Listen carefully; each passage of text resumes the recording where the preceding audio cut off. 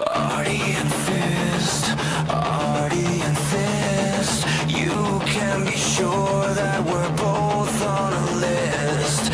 Artie and Fist, Artie and Fist. You can be sure that we make the most pissed.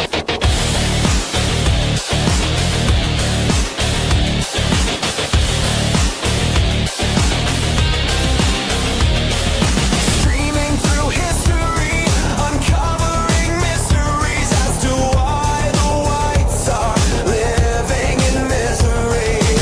We keep the audience salivating as we continue navigating through centuries of adventures of the ever-evolving small hat wizardry. Artie and Fist, Artie and Fist. Let us show you what you might have missed.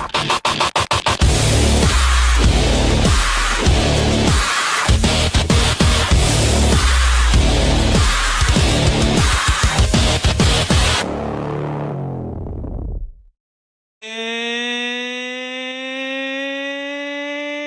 it looks like we're live. We're live. I can't believe it, Artie. So good to be back. Mate, doing this show is, even like makes me forget the misery that, I sort of encounter, like having half of my brain sort of rented out, to like all and sundry. Yeah. Apparently my latest client is actually like a new LLM that the UK government is using to model Keir Starmer. It turns out that actually he's, you don't really need like a lot of processing power to model the entirety of Keir Starmer. All you really need to do is talk about communities and diversity and how we must defeat Putin and more taxes, votes for the. See, it's pissy. You could literally run. What you're saying is that you might be like kind of hopping in and out of that signal frequency throughout the stream, possibly. Yes. Yeah. Well, I mean, this is Got the your thing. antennas crossed, kind of. Having him hosted on my brain, right, has given me a new appreciation for new things in life, like Ukrainian rent boys, like, being a completely hollow person, bereft of joy, right, and a new respect for our global masters. I've really come around to it, man. Right? Look, would a global government be so bad, right? Like, is eating the bug slop really such a bad thing, right? I mean, Starmer doesn't think so, and quite frankly, he does have some persuasive arguments. I mean, allegedly, right? Like, We're all kind of doing it though, gooning. This is why Lent, fellas, Lent's coming up. What is it, February 23rd? Yeah, It's day one. Yep. That's essentially supposed to wean you from the goy slop of the gooning, eating like trash, playing video games, and just staying home all day. You're essentially you're eating the bugs in the pod already, right? I mean, how do bugs like count under Lent rules? like is it? I mean, I guess it's sort of technically meat, like sort of, right? Like this is the problem. I know. Jesus Christ is looking down right now. He's like, did I really have to mention something about eating bugs? Did I really have to do that? Well, this is the problem. This is the problem. Also, don't eat your underwear, guys. Well, how long is this list going to be of things you're not supposed to be eating? This is the problem with these old and bigoted traditions, Artie. Society has moved forward. It is now a vibrant and diverse society with many communities, and so the rules need to be reformed. So yeah, sorry, you have to make sure you go and shake it out of you just to get it off of you, right? Just jumps into my brain, man. Right? Like, I can't help. I'm suddenly like, I know, but think of the money you're saving on interest. That deal that you cut. Okay, it could be a lot worse. This is the best deal you could possibly cut. Yeah, I suppose. And all I had to do was give up like my sort of entire mental integrity, to pay off this loan at a floating interest rate that is like backed by, you know, highly unstable collateralized debt obligations, you know, most of them out of Ukraine. But I have been assured, actually, Artie, that when Ukraine wins the war and when Putin is deposed and Russia is defeated, ambitious. The loan will be completely paid off. And that should happen, about like, you know, Thursday lunchtime. I want you to consider, okay, because you know the debt that you're in with Ari, okay? Yeah. With Avi. Now, imagine the debt that Keir Starmer is in for the level and lengths that he goes to. Okay? It turns out those Ukrainian rent boys were very expensive. Can we agree that like for a lot of people to hate Trump, they've been really taught to hate him in the media. All that Keir Starmer does as the media is unbiasedly presented in the media. There's not really this huge hate campaign against him, and people hate him way more than Trump. It's incredible. It's kind of like trying to make cancer popular. You know what I mean, right? Like, you know, except at least like cancer has a bit of razzmatazz behind it, you know, a bit of gravitas, right? Whereas like Starmer is sort of like So what we should do is bring Keir Starmer to like children's cancer hospitals so they feel better about themselves, right?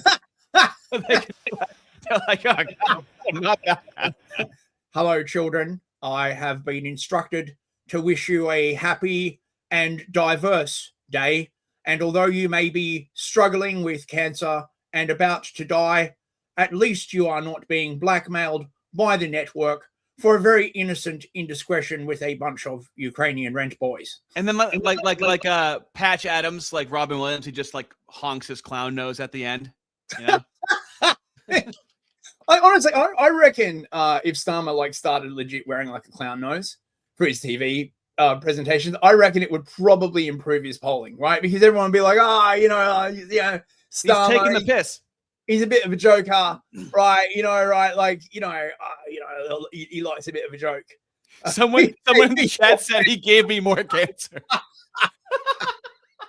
But if you think about it, with our new policies of assisted dying, giving these white children, only white children, obviously, we cannot take children away from our beloved black, brown, and gay communities. It would actually be a mercy for them.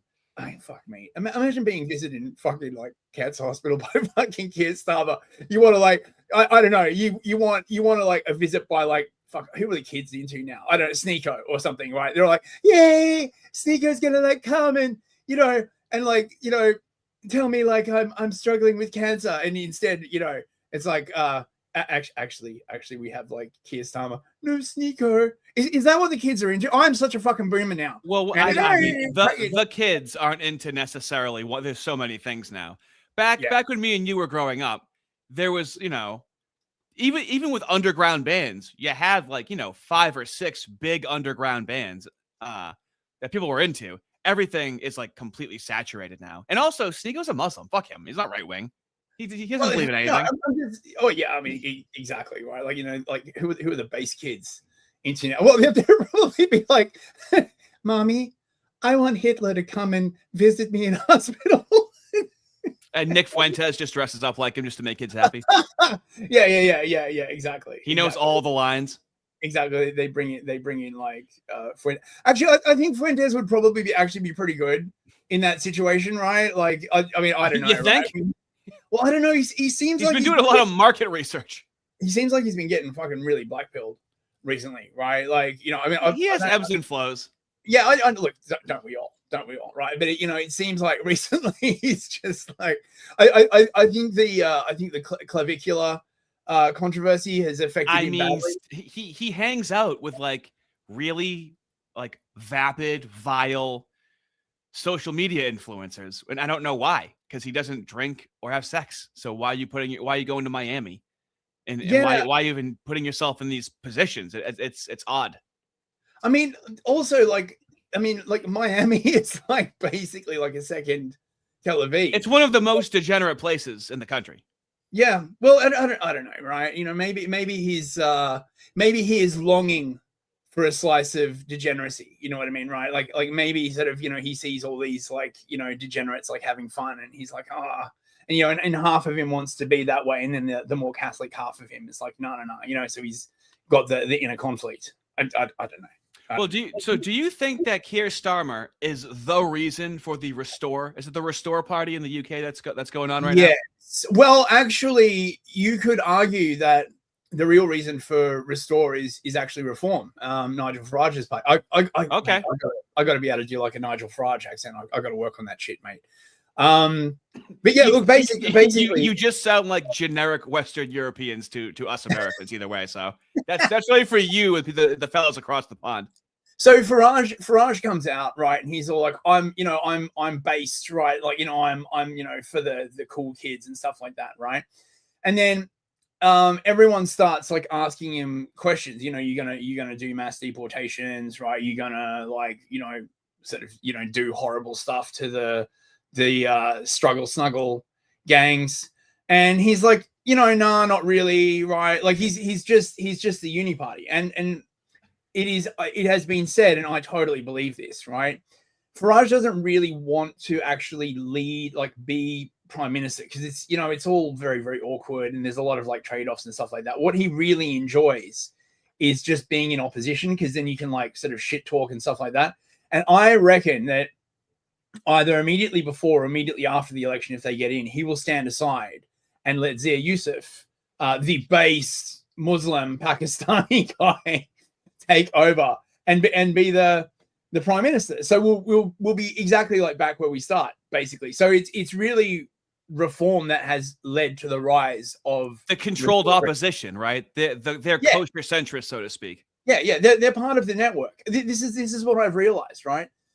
The entirety of the UK political class is the network, right? Like that's why they've all got like links to Epstein. That's why they've all got like links to Israel, right? Like it's just one.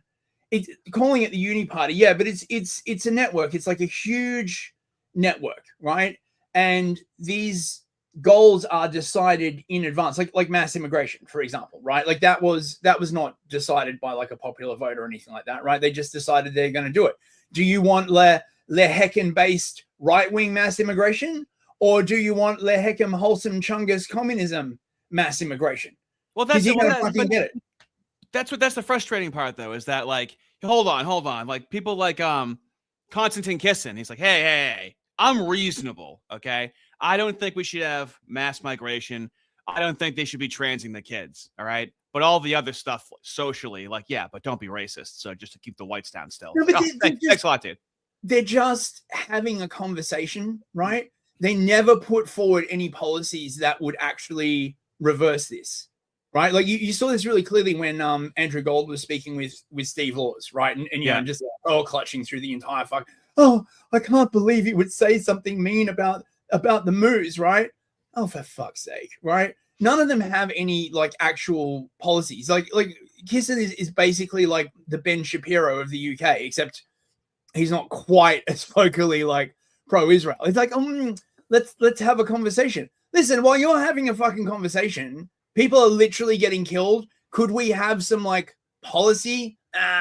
Nah. Well, how long has the conversation been going on for? Oh, like forever. See, that's free speech and democracy right there, right? It's not really a dialogue, right? It's a monologue that is meant to confuse and delay you, right? It's like when a melanated individual, right, comes up to you, right, and they start that like patter before they're about to like steal your wallet. Hey man, you know, you got a cigarette, like, you know, right? Like it's the patter is just secondary to get you to like stop walking so they can like steal your wallet, right? It's exactly the same thing, right? Yes, to slow you down. To slow you down, right? It's just preparatory to you getting like effed in the A, right? Like, and I'm not a fan of it. Not anymore. Yeah, I'm not a fan of it either. And this is the thing, because they have not. And look, this whole uni party thing was like fucking great, right? The network, you could argue, is actually a victim of its own success, really, right? They have dominated now to such a fucking degree, right, that the entire political system is becoming unbalanced. And I you know, I'm into history, and I think like there's historical parallels. You could like draw to this, because the intention was never, ever, ever to actually address the grievances of the whites, because we hate the whites, white people, right? Like, and so you now have a situation where the grievances have gotten so huge, right? And the struggle snuggle gangs are like, mate, they're starting to rhetorically capitulate, like we're going to see with Marco Rubio out of nowhere. It's starting to attach a European heritage to being American. Well, I mean, the question is, how much of that is optics fagging, right? So, I mean, we're going to talk about that, definitely. We're also going to be showing James Fishbach as going for a generational run as well. So we have like the Restore Party in the UK, and we kind of got like James Fishbach here, right? Operating within their own white nationalist countries, okay? That's why we're doing White Boy International over here, because we don't do communism. We want each white country to have their own country, right? And then we can visit each other back and forth, you know? Sounds a bit racist to me, mate. Come on! What that? I don't know if I've said this publicly, but I feel like that's just an anti-white term, racist. I know. Going out on a limb. How can you say that, Artie? Right? Right. Accusations of racism is the heckin' wholesome, most chungus thing ever, right? How do you know, like, actually I've got this clip coming up that's like great, like, because the chattering class in the UK, they don't really quite know like what to do with Restore, right? Their basic plan, I think, is they're going to try and make them like the BNP, right? The British National Party. It's like right. They'll be like, you be racist in shit. So because you remind us of the English Defence League. This is who you remind us of. Yeah. Well, no, English Defence League is Tommy Robinson's outfit. It was originally called the English and Jewish Defence League. I shit you not. Like, no, really. You can go to Company's House, right? Excuse me, and look up the EDL, right? And right in their incorporation documents, they were first incorporated as the English and Jewish Defence League. I didn't know he was mooed up like a Jew's butt the entire time. I was on his side a decade ago, and I'm like, oh man, this guy's speaking up for his people. Always has been, man. It's like the meme, right? Always have, because they play both sides, mate, right? Like, I mean, look, game recognized game, right? I mean, but again, right, this is the problem. When you play both sides to such an extent and you optics fag to this extent, eventually shit starts destabilizing, because you've cut completely the feedback loop between the population and their grievances and government that's supposed to address those grievances. And then so all right, let's look at some soupies right now. Let's start kicking this thing off. Isaac for $2. Hey mate, how's it going? Fellas, don't forget to like and subscribe. Noirs. Yeah, I my people say that. I always forget to tell people to do that. It's incredible. Yizzy Unique for $2. Starmer is a Zogbot. Also, Yiz has just started like a new game streaming art, right? It popped 40K. Dark Tide. I think she's got a good shot at it. Check it out on her YouTube channel. Yiz Unique, great friend of the channel and an all-round excellent person. Absolutely. Very pro-white. Waffle.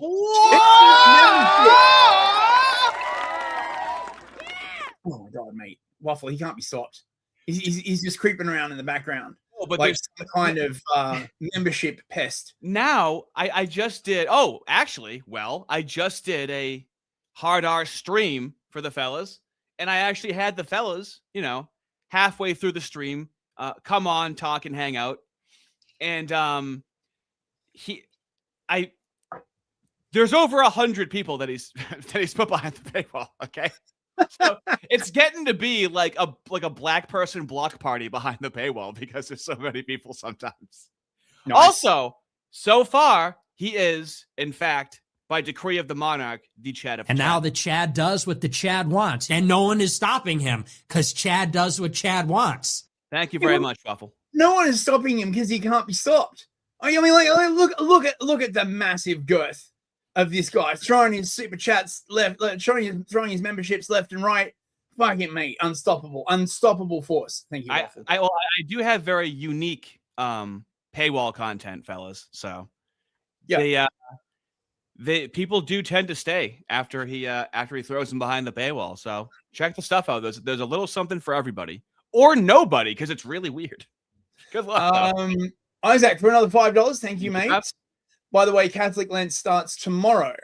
Oh yeah, that's right, because it's Shrove Tuesday today. Happy Shrove Tuesday to all the Catholics. I'm doing the Ortho Lent. Well, I'm doing my own fast alongside the Ortho Bros. So that's what I meant. I don't know anything about Christianity, so thank you for that correction. I need an Ortho calendar app. I think I've got one. I need to be more observant. So you have to have a stream this Sunday. Lady Fork Face. I don't elf. I can't I can't decide for that, Isaac. No more Go Slop. Something will happen one day. No, I'm thinking during Lent because I'm doing 24-hour fasts every day with only a 2-hour eating window. I'm used to doing pretty extreme fasts. I'm not going to be doing the ortho prescribed diet. It's going to be mainly carnivore and a keto diet. And I'm thinking I'm going to do streams on Sundays. Cool. Super chats will be turned off. Okay.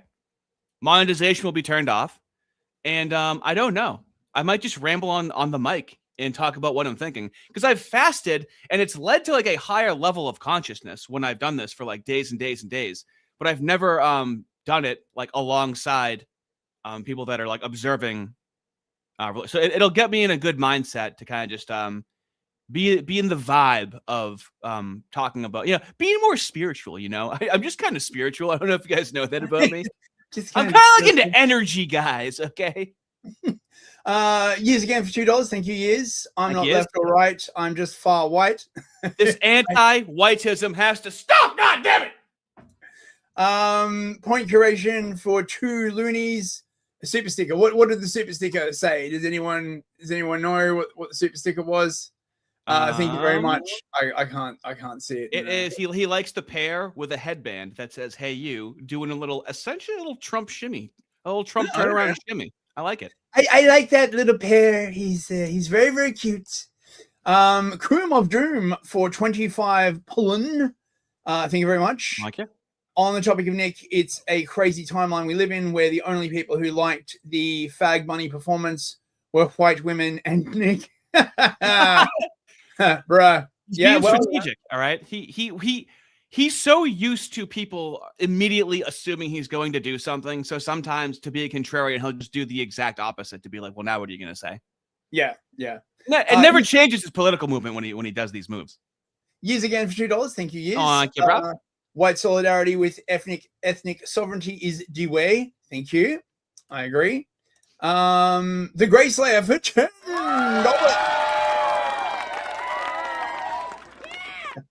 Funds for Keir Starmer's Ukrainian rent boys. Thank you very much. My rent boys are actually very expensive. So any contribution to help me get inside their heads and butts. Thank you very much. Wait, hang on. I got to turn off the. Wait. Yeah, you're good. New GM for $10. Hey man, yeah, bro. Beat the like button like a Moose butter dispenser when he has a dry kippa. Dude, the buttery kippa. We really do have to make a buttery kippa shirt. But here's the thing: does somebody want to walk around with a kippa on their shirt? What we have to do is say, in this home, it's really not complicated. Because you can wear in public, right? Edgy shirts are just gimmicks. If I made a shirt, I want it to be something you could wear to like a family party, and they would have no idea what it means, In this house, we believe it's not that complicated. Yeah. To the chickens for $10. Thank you, bro. Name Fishbach. Rawr. We got a Fishbach man. We're gonna be carving out the James Fishbach position today when he was on Joel Webbin's show. Mm-hmm. And they're also talking about what's going on in the UK. So there's a global Western reclamation. They're really focused on restore because what is there to conserve? Before you have something to conserve, you must restore it. Seems to be the messaging going forward because the word conservatism has been bastardized, and so rhetorically, I'm completely on board with restoration. Absolutely. Yeah, well, I mean, the whole conservative thing has just been progressivism, but a bit slower.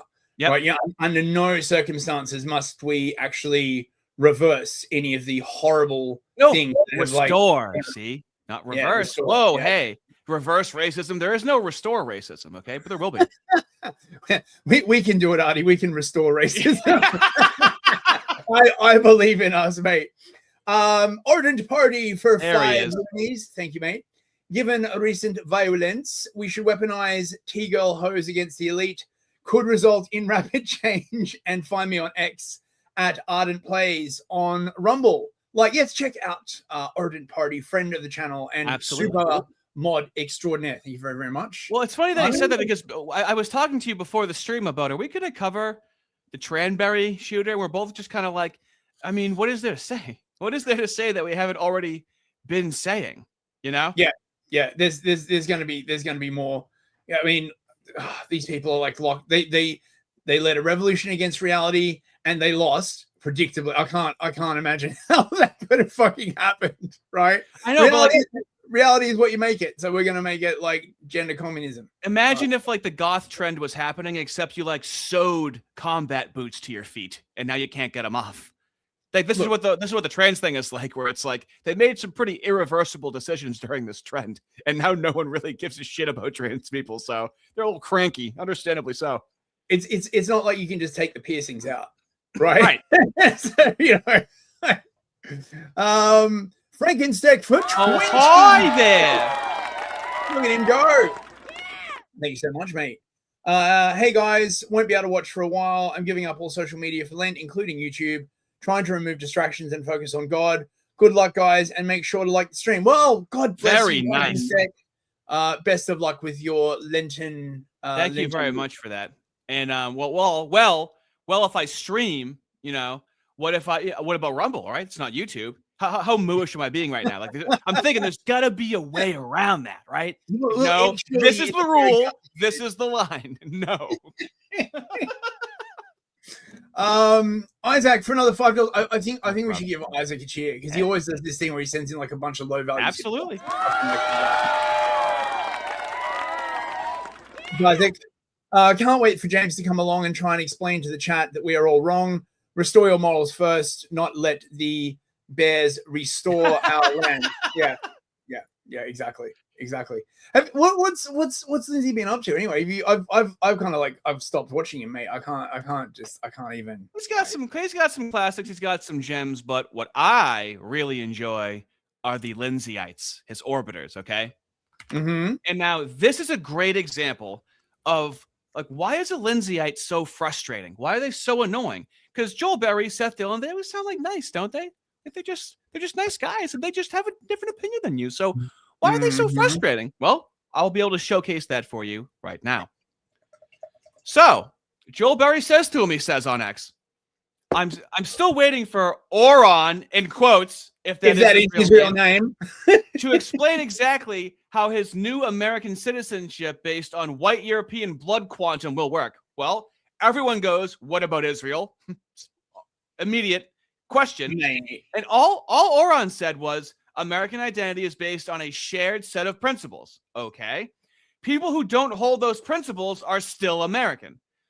One of these things can't be true, and that means the definition is useless. Avoiding the contradiction isn't fooling anyone anymore. So what does Joe Berry do? Avoids the contradiction entirely. Well, yeah. Also, white European blood quantum would be a fucking excellent name for an electro band. Come on. Right? Should I start doing like a fake artist in the beginning of the songs? Yeah. White European Let blood me just quantum. stack some more creative labor on myself twice a week. That I never had to do in the first place. And so, of course, Seth Dillon had to chime in and say, when we say something like, what makes a man is how he treats the less fortunate, we aren't suggesting that people who mistreat the less fortunate cease to be adult males. Anyone who thought that's what we were saying would be retarded. No one said that. And as always, the left and the kosher centrists will make up an argument that no one made and go, that's a dumb thing to say that I just made up. They make up something dumb to say and then say it's a dumb thing to say. A story as old as time. I don't even understand what the fuck that's meant to mean. Like what the fuck? And then, We're back to square one. What is an American? A person Exactly. of a particular culture, religion, or group. Everyone in the world is just American is just a third world migrant that you haven't met yet. Yeah, and that's unironically their position, and they'll never confront it. Fuck, man. And so Joel Berry says to him, he says, oh, wait a minute, actually. So we got Peachy Keenan over here. The left loves to pretend white culture is not a thing and to even mention it is bigotry, as the entire rest of the world flees non-white culture in order to bask in the benefits of this mythical white culture produced. Now, why does Joel Berry feel like he has to comment on this, right? Yeah, because why is it crossed so badly? Because all these people are fucking anti-racists at heart, right? It's like Lindsay, right? They're just like anti-racists with like, I don't know what, liberal characteristics or something like that, right? They still fundamentally believe in like the blank slate. They're all like, oh, God, it's so fucking tiresome, dude. Well, you want the ultimate blank slate ordained by Christ? Are you ready for it? So Joel Berry says to him, what you're calling white culture is actually 2,000 years of Christianity and what it produces through generations. The Bible is packed with warnings to those who pridefully attribute God's work to the glory of their ethnicity. It never ends well for these people. Now, me as an atheist, I go, oh, well, this guy believes in Christ, and this guy said that, so obviously that's the truth, right? Mm-hmm. I mean, I wouldn't have a rebuttal to that. If I was talking to Joel Berry, I wouldn't know what to say to that. I wouldn't know what passages he's referring to. Whatever loose translation he's using that on. The white people of Europe were just as savage, primitive, and pagan as the Aztecs. Excuse me? What the fuck are you bloody talking about? They worship demons, sacrifice. Right. Doesn't it sound like he's Rabbi Shmuley saying this? That Rabbi Shmuley typed this out for him? He's talking about the fucking pagans, I imagine. Right? Like, I mean, okay, so before they encountered Christianity, which by your very definition was like 2,000 years, thousands of years ago, right? So, oh no, let's focus. Like, what the fuck even is this, man? Well, so then someone says, white Americans do have a culture, though. I'm not sure why anyone would deny this. And he has to be cunty. Yeah. Which white American culture are you talking about? I can think of about 10 distinct off the top of my head. Oh, he has to muddy the waters. Wait, I got to play the thing. It's actually really complicated. No, it fucking isn't at all. And then, of course, we have someone coming in with, how long has Christianity been in sub-Saharan Africa for? That's 1,700 years. And, of course, Joel Berry has absolutely nothing to say to that. That's not really sub-Saharan Africa. Okay. Right? Like northern Ethiopia and Eritrea, right? Like, yes, okay, Christianity was in North Africa, the Ethiopians in particular were like early church. When people say sub-Saharan Africa, they mean the Sudan, right? They mean like the parts of Africa that have had zero European contact. And I don't think, like, you know, while they were going around like breaking people's heads open to like feast on the gold nuggets inside, that they were particularly concerned about fucking Christianity, right? I mean, I could be wrong, but just think of how antagonistic this is. Where Joel Berry says, "I'm with you on the Hart-Celler Act." For those of you who don't know, that was a year after the Civil Rights Act, where they were like, "Hey, not just Europe, let's let the whole world immigrate to the country." Okay, half a moo decided that. So I'm with you on the Hart-Celler Act, but I wouldn't have immigration open to Europe since it's half Muslim now. Doesn't that sound like something a moo would say to antagonize the European? Like, if only there was some way to tell the difference between the Europeans and the Muslims, right? I guess it's impossible, bro, right? Like, it's not like there's any visual characteristics that could distinguish the Christian Europeans. He's actually colorblind. He's actually colorblind is where he's going with that. I also do enjoy how the mask seems to be slipping, where Lindsey Graham said the wars of the future are being planned here in Israel. Oh my God. Yeah, we talked about that. Well, I think what his plan is to replace the money of 3-point-something billion with an investment in new technology, rather than just writing you a check, you know, help the IDF. He wants to create a partnership outside of the aid number. I like that idea. The wars of the future are being planned here in Israel because if you're not one step ahead of the enemy, you suffer. The most clever, creative military forces on the planet are. Was that even a mask slip? Shouldn't that have been really? How did he think that sounded in his head? In what context? I bet you any fucking money, right? Lindsay is a fucking Christian Zionist, like dispensationalist, and he thinks that the war between like America and Iran is like the last war of like Gog and Magog, and that like after this apocalyptic war, you know, ... Jesus is going to come back on his little wooden bus, right, and convert all the Jews. I mean, this is the insane thing, right, about like this kind of Christian Zionist apocalypticism. They believe, right, that after like the Great War, Jesus is going to come back, and all the Jews are just going to spontaneously convert to Christianity, right? And the Moos believe the precise opposite, right? Like after the Messiah returns, all the Christians will suddenly decide that they love Moodyism and they will like be willing to like serve the Moos. Like, well, I also think it's incredible how is there a day where we don't have someone from our government in Israel? No, there's a single day go by because every time it's a different convention, it's a different reason. Yeah, well, no, it's the same reason every time. I'm sorry. I didn't mean that. Well, look, it's where the Sanhedrin is, mate. Right? Like, you know, you got to have a global court, right? And that global court is going to be the Sanhedrin, and they will administer the Noahide laws to, you know, to all the good little goyim. Well, that's where we have to go. That our government officials have to go there for the moos. Okay, now let me bring a moo to you. Boo! Oh, sorry, did I scare you? Oh, come on, man. Man. Look at that, dude. Look at that homeless dog. He tries to look like that.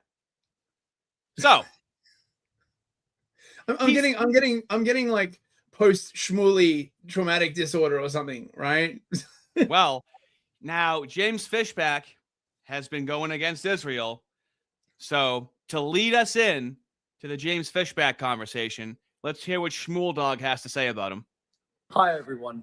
I warned you all that anti-Semitism cannot be contained in any part of the United States.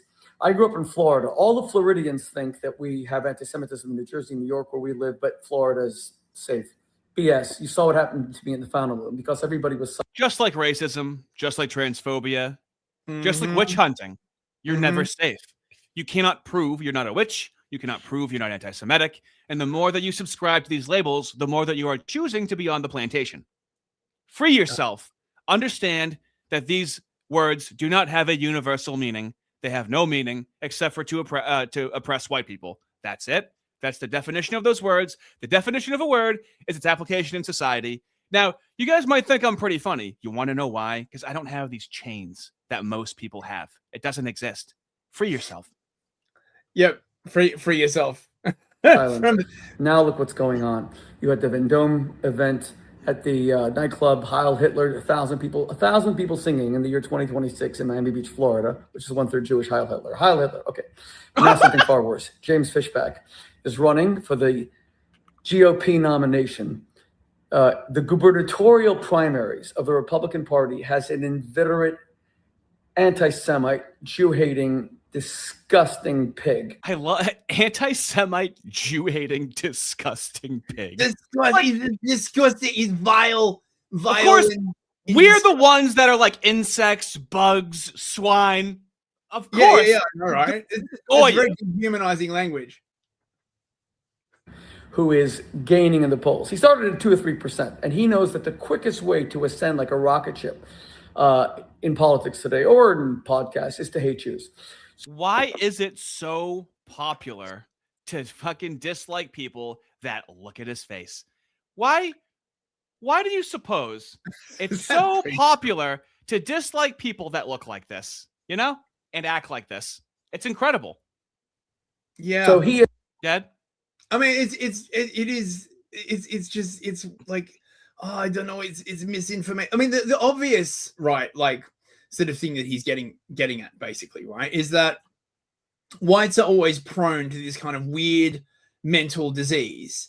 And as a result, they have to be like firmly ruled by the moose, lest this discontent break out. Right? Like that's what it's always like the subtext of what they're saying. But when we call them swine or liken them to vermin, the only reason why they find it offensive is because that's their terms for goy, and a goy is the lowest form. But they'll never tell you that.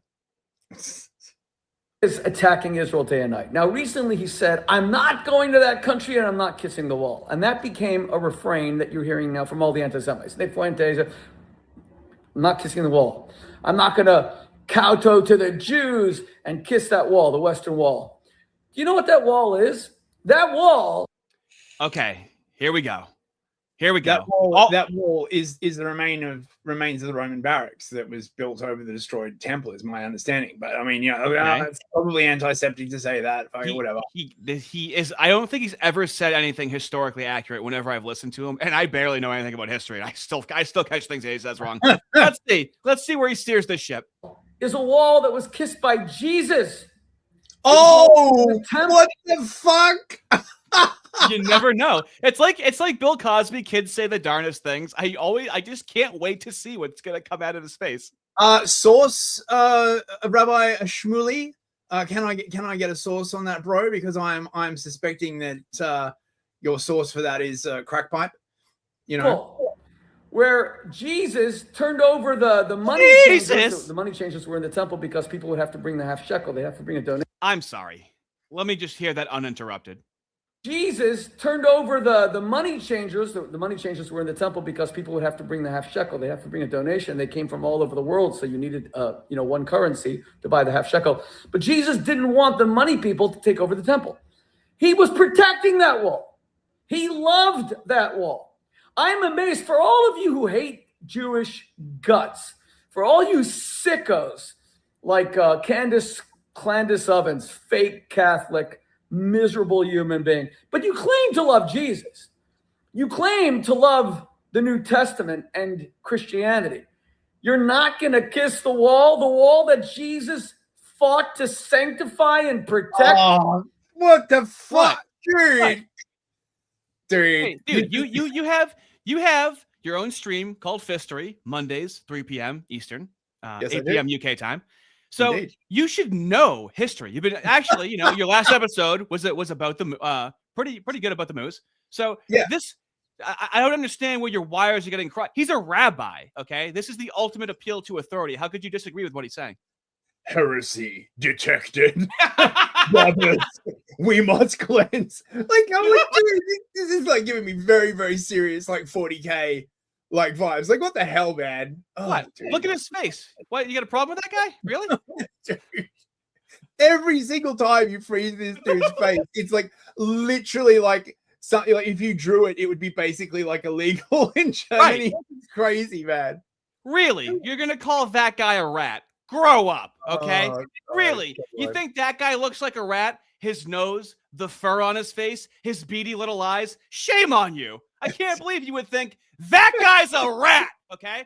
I don't want to hear any of you typing in the comments, that guy's a fucking rat, okay? Yeah, he's not. That's rude. Absolutely That's not what he is. We absolutely denounce and abhor that kind of demonization. Everybody knows you can only use that kind of dehumanizing language against white people. Okay, this right? This guy clearly looks like a human, okay? Don't worry, it's a mask and it falls off and there's a rat underneath. All right, here we go. The temple that Jesus wanted to make sure was the house of God, that's the wall you're not going to kiss. Your hatred of Jews is so great that it extends into a hatred of Christianity and destruction of the entire faith of Christ. That's what all you dummies who hate Jews don't. There it is again. Makes up something that no one said or thought and then calls it dumb. Tale as old as time. Once you understand that, once you see it, you can't unsee it. Right. It carries over into your personal life when you hear someone go, make up something no one said and then say that that's dumb. It's like you're calling yourself dumb. By making the Talmudic position is that Jesus was the son of a Roman centurion and a Palestinian woman. So I don't know, they don't. Oh my, it's that leftist thing again. And it's like, you don't believe in the thing that you profess. look, you shouldn't be listening to these people. Like, I know this is like rank blasphemy, but you shouldn't be listening to these people like tell you about Christianity. They don't know fucking anything about it, right? Like, they don't. Listen to Fist Mondays, 3 p.m. Eastern Standard Time. That's right. At the moment, I'm doing the history of the moves in England. It's a very complicated and fascinating story, and I hope there's 2 episodes up now. Check them out. Oh, and I'm only 25 subs away from 1,000 subs on my YouTube channel. So if any of you are like, fellas, can we get him over a K before the stream's over? I believe in you, fellas. Okay, let's see how the power of the fellas, how powerful the community really is. Be much appreciated. Could you post the channel link in the chat, please? As biggest, bestest mod. All right, let's wrap this up. Forget, you all claim to be Christians. You're white Christian nationalists. You idiots. Jesus was a Jew. Jesus celebrated every Jewish festival, like Hanukkah, like Passover. He never celebrated Christmas because that was his own birth, you dummies. What don't you get? He celebrated Sukkot. He fasted on Yom Kippur. He blew the shofar on Rosh Hashanah. He was the proudest Jew. He was killed by the Romans because they said that he claims to be the king of the Jews. So remember that for all of you who hate Jews. Well, he doesn't sound hateful at all. Good to know. I mean, he's so persuasive, right? Like, what really gets me is, just how he's like, God. Now, check out James Fishbach's aura here, okay? Now, this is what the moves are really afraid of with James Fishbach. Hey, how you doing, man? Good, James Fishbach. Regular handshake. Good to meet you, sir. Same here. Hey, man, James. Brian, nice to meet you. Regular handshake. My man! What's going on, Doug? Roberts. Nice to meet you. Peter Tensia. Isn't that incredible? I don't know if he tried to do it, but this is a Key and Peele sketch. But with the racist version. He actually did that, and that is what they're afraid of. So before we get into it, let's tackle some soupies, baby. Okay, hang on. I need to. I don't know what's up with Arden, but he hasn't posted the link, so not a problem. I'll have to. Not a problem. Post it. I'm gonna assume the position right now. Right. I'm gonna pull up my notes. Right. Check out my YouTube channel. It's in the chat. I'm like 978 subs. I forgot to post. I forgot to post the hard R, so I'm just gonna post that to the top of the chat, bud. Right. Oh, thank you very much, mate. Yep. Okay. Right. So, Deadpool Kid, GPK. Good to see you, mate. Friends, Romans, bipedal beings, the day is upon us. For another Hardy R stream has commenced. Lend me your grievances. That's a stirring speech there, Deadpool Kid. Thank you very much, mate. Yiz the Eunuch for $5. Oh, look, Yiz is in the chat. She's contributing. Getting yizzy with it. Getting yizzy with it. Counter anti-white Christian arguments with this.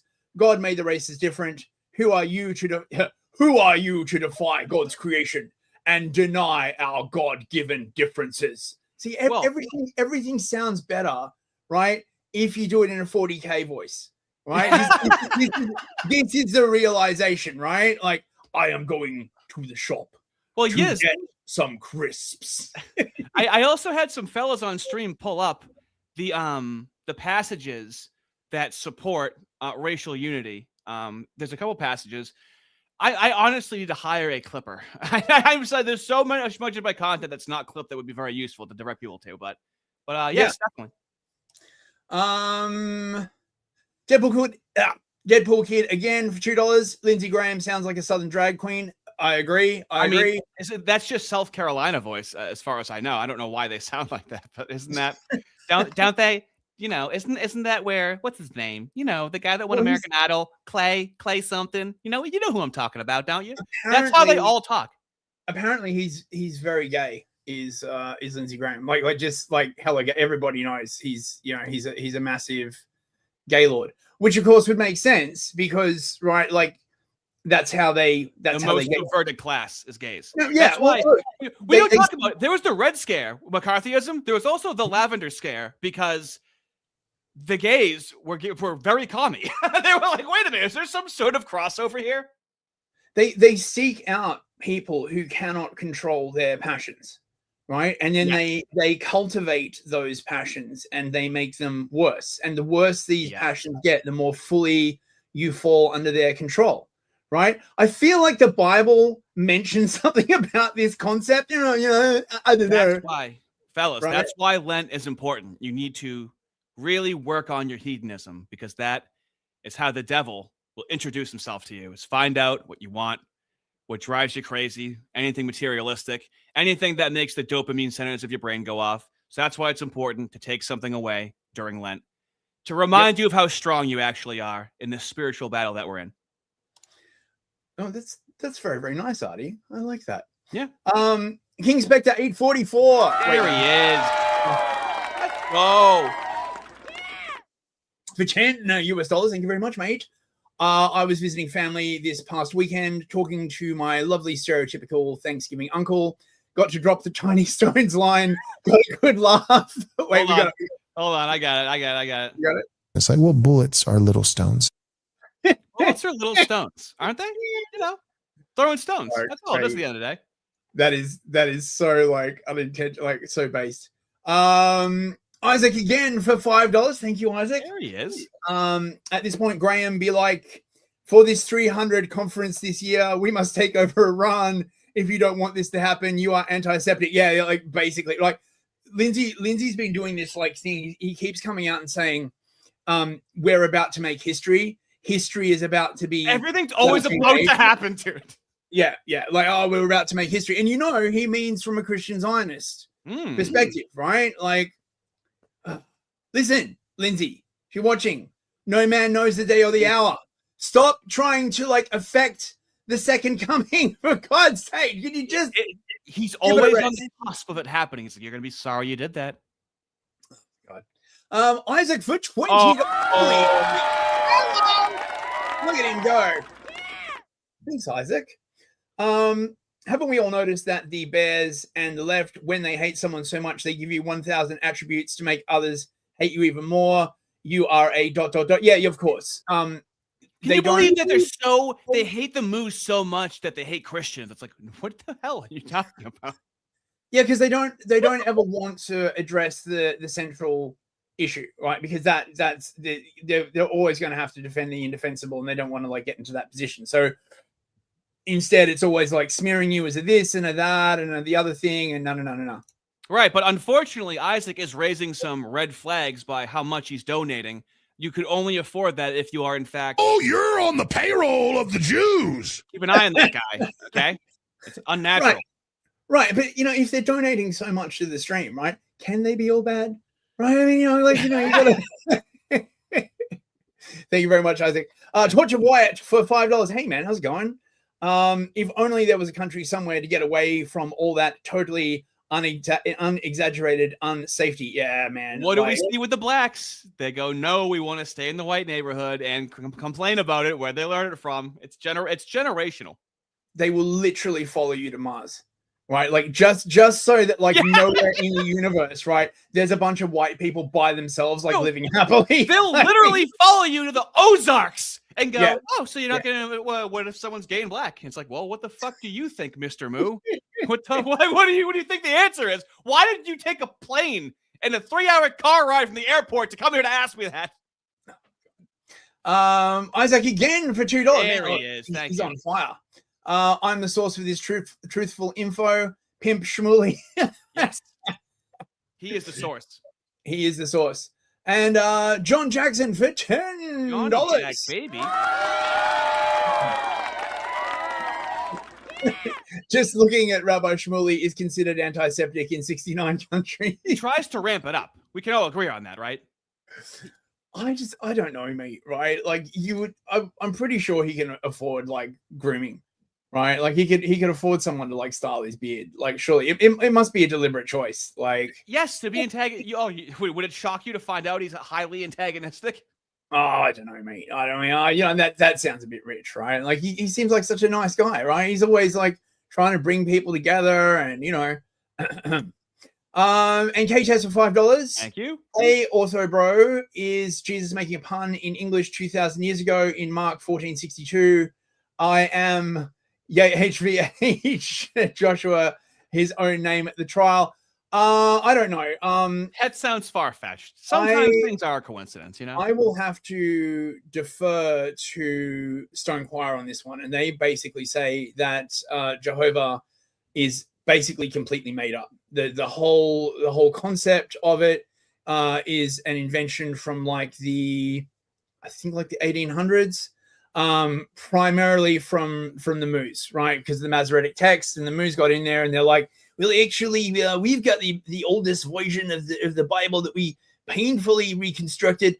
After the Masoretic text came on the scene, it did incredible damage to Christianity, because you got all of these Christians basically going to the rabbis and saying, oh, teach us about Christianity. And you shouldn't do that, right? The rabbis are not going to teach you about Christianity, mate, right? They're not, right? Yes, they will. Mudeo-Christian. Yeah, exactly, right? K-Tests for $2. Also a history on the history of the Septuagint. Is that the first time you've heard that, Fist? Is that the first person to say that to you? I don't think so. I don't know. I will absolutely do that, because the Stone Choir episodes that I would be drawing that from are like 9 hours in total, and I think I could slim that down to like a snappy hour. And I will take that under advisement. It's okay for you to go on for 2 or 3 hours. I'm sure people would stay and listen. You know. Oh yeah, I suppose. I mean, I kind of like breaking it up like in an hour, sort of like every week. Mm-hmm. It's nice. I've been having a lot of fun doing that show, actually. It's a lot better than like covering the news like twice a week. Fuck me, that was like messing with my head. Well, because the news comes and goes, this is wisdom. What you know, this is something you can carry forward, right? Yeah, and it's evergreen. Yeah.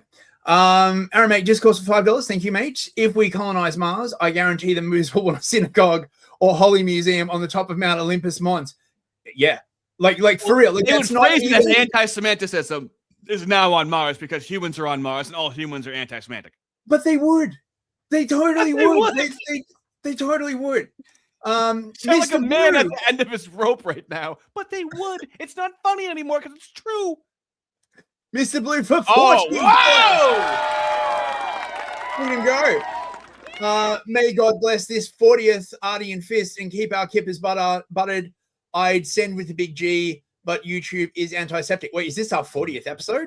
Wow. Oh my God, it is. That's what she says. Yeah. Oh, mate. And you want to know what? I'm turning 40 this month too.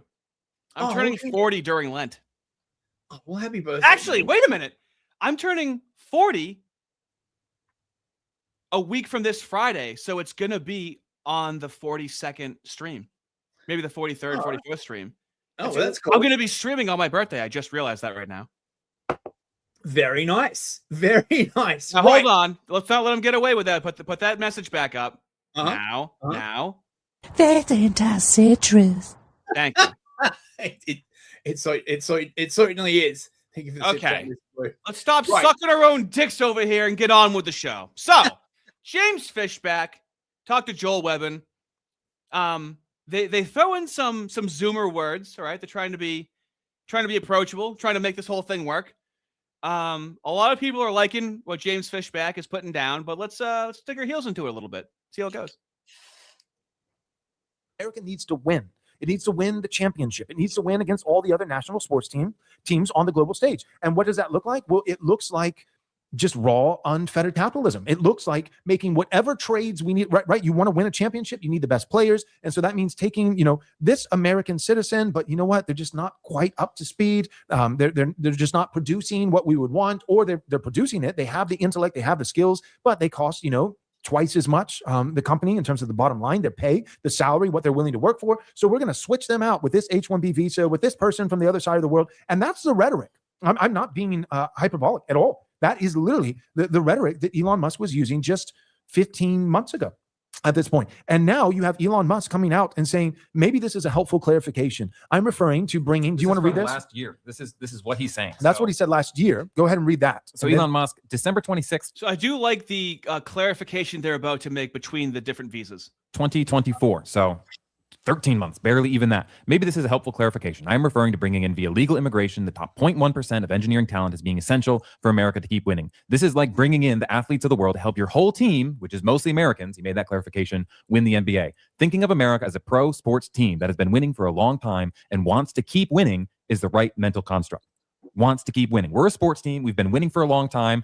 There might be a reason for that, but we need to keep winning. And so you got to bring in this talent here, the top 0.1%. That's all it's going to be. Just 10,000, just 20,000, just 30,000. And with H-1B visas, remember, this is skilled labor. There is a O-1 visa for highly skilled labor. So people bring up Elon Musk. He built Tesla here. He built SpaceX here. Well, don't we want people like Elon Musk? Of course. And we have a visa called an O-1 visa for incredibly talented individuals. There are jobs for H-1B visas, $60,000 for pickleball coaches. Now, this is a great differentiation to make, right? This is the moderate position, where we having an understanding that H-1Bs is a very low bar for skilled labor. And then we have an O-1 that's like actually very talented, necessary, high-level labor. But there is another aspect to this that a lot of people don't appreciate, right? Which is that once the H-1B visa holders get to the United States, there is an entire organizational layer, right? Helping them to like then sort of continue staying and eventually get a green card. Right, like I literally had this experience when I was in Ohio. Right, we like checked out like a lawyer, and they were like, "Oh yeah, we only like deal with like Mexicans and South Americans." And I was like, "What the fuck?" Like it was very so. There's a whole other like. Right. You know, once they get them in the country, right, they're like, "Oh, you know, we got to like help them to stay," because of course the Democrats like want to. All the billions of dollars in NGOs that go to specifically helping specific communities, protected classes, so to speak. Yeah. I mean, holy shit! I saw a fucking story. Do you know now there's like a lab you can take in Harvard, right? Like a lab is like a practical class where you literally fill out and help fill out asylum application forms for people, right? Like, and if you read the course volunteering. Yeah, no, it's not volunteering. You get like university credit for it, right? It's a lab, right? So usually like a lab would be something like, you know, you're doing chemistry, right? Or if you're doing political science, right? You'd run a survey. It's like a practical class, right? You're filling out other people's asylum application forms in order to like how was it fucking phrased, right? To like push back against fucking like white supremacy or something. I mean, you know, like the lefty LLM, right? Like you just Oh, God. Now, fellas, how do we know if we can trust James Fishbach, right? So he has a very nice, warm nature about him, but he's also very assertive in his policies. So he could go far. Let's hear what he has to say for himself. Because I did more research and I listened to people like you, Joel, and I got more information about the issues that were actually affecting us, Israel chief among them. But I was asked the other day by a supporter who was skeptical of the campaign. He says, "How do we know that we can trust you, James?" And I said, "You don't." Yeah. And if I were in your shoes after everything that's happened, after all the backstabbing that's happened in the Republican Party over the last few years, I might be inclined not to trust me either. And so how about this? Let me not tell you to trust me. Let me show you between now and Election Day on August 18th, 2026, that when they try to push me this way, I stay firm. Right? Rabbi Shmuley attacked me yesterday. He said, "James," classic. He said, "James, why don't you just admit that you hate Jews?" Well, first off, as Christian men, we are never entitled to hate anyone. We can hate sin and all of its disgraceful forms, but we are never called to disavow or hate our fellow man. And what I very simply said to him was, I condemn all forms of religious hatred against Jews, against Muslims, and especially against Christians, because it's anti-Christian hate that has become systemic and codified in our institutions. Correct. Not just college and law school, elementary school has codified these forms of Christian hate. And I also reminded him that I also condemn the fact that he and his daughter sell dildos on the internet. Correct. That is not very acceptable. I mean, he's kind of nailing it, right? I mean, look, that is a very fucking good answer, right? Like you know, you're parlaying the lack of trust in the political system, which is like literally endemic across the entire West at this point. But and look, this is what's been happening like for quite a while, right? Is that someone new will come on the scene, right? And the Jays will come along and they'll pressure them and they'll pressure them and they'll pressure them to like denounce someone or denounce something. And as soon as they get what they want, everybody's like, "Nah, you're not our guy," right? And they know this, right? Like that's how they take the wind out of the sails of a candidate. Like they know like people are absolutely starving for like an actual legitimate candidate that will represent their interests. The problem is that from the point of view of the Moos, those legitimate grievances are vile and disgusting, and like that's why they don't believe in democracy, because democracy by definition means that if the people have a grievance, that grievance will be addressed. They don't believe in that. What they really believe in is managed democracy. Like shout out to all the people who played like Helldivers, right?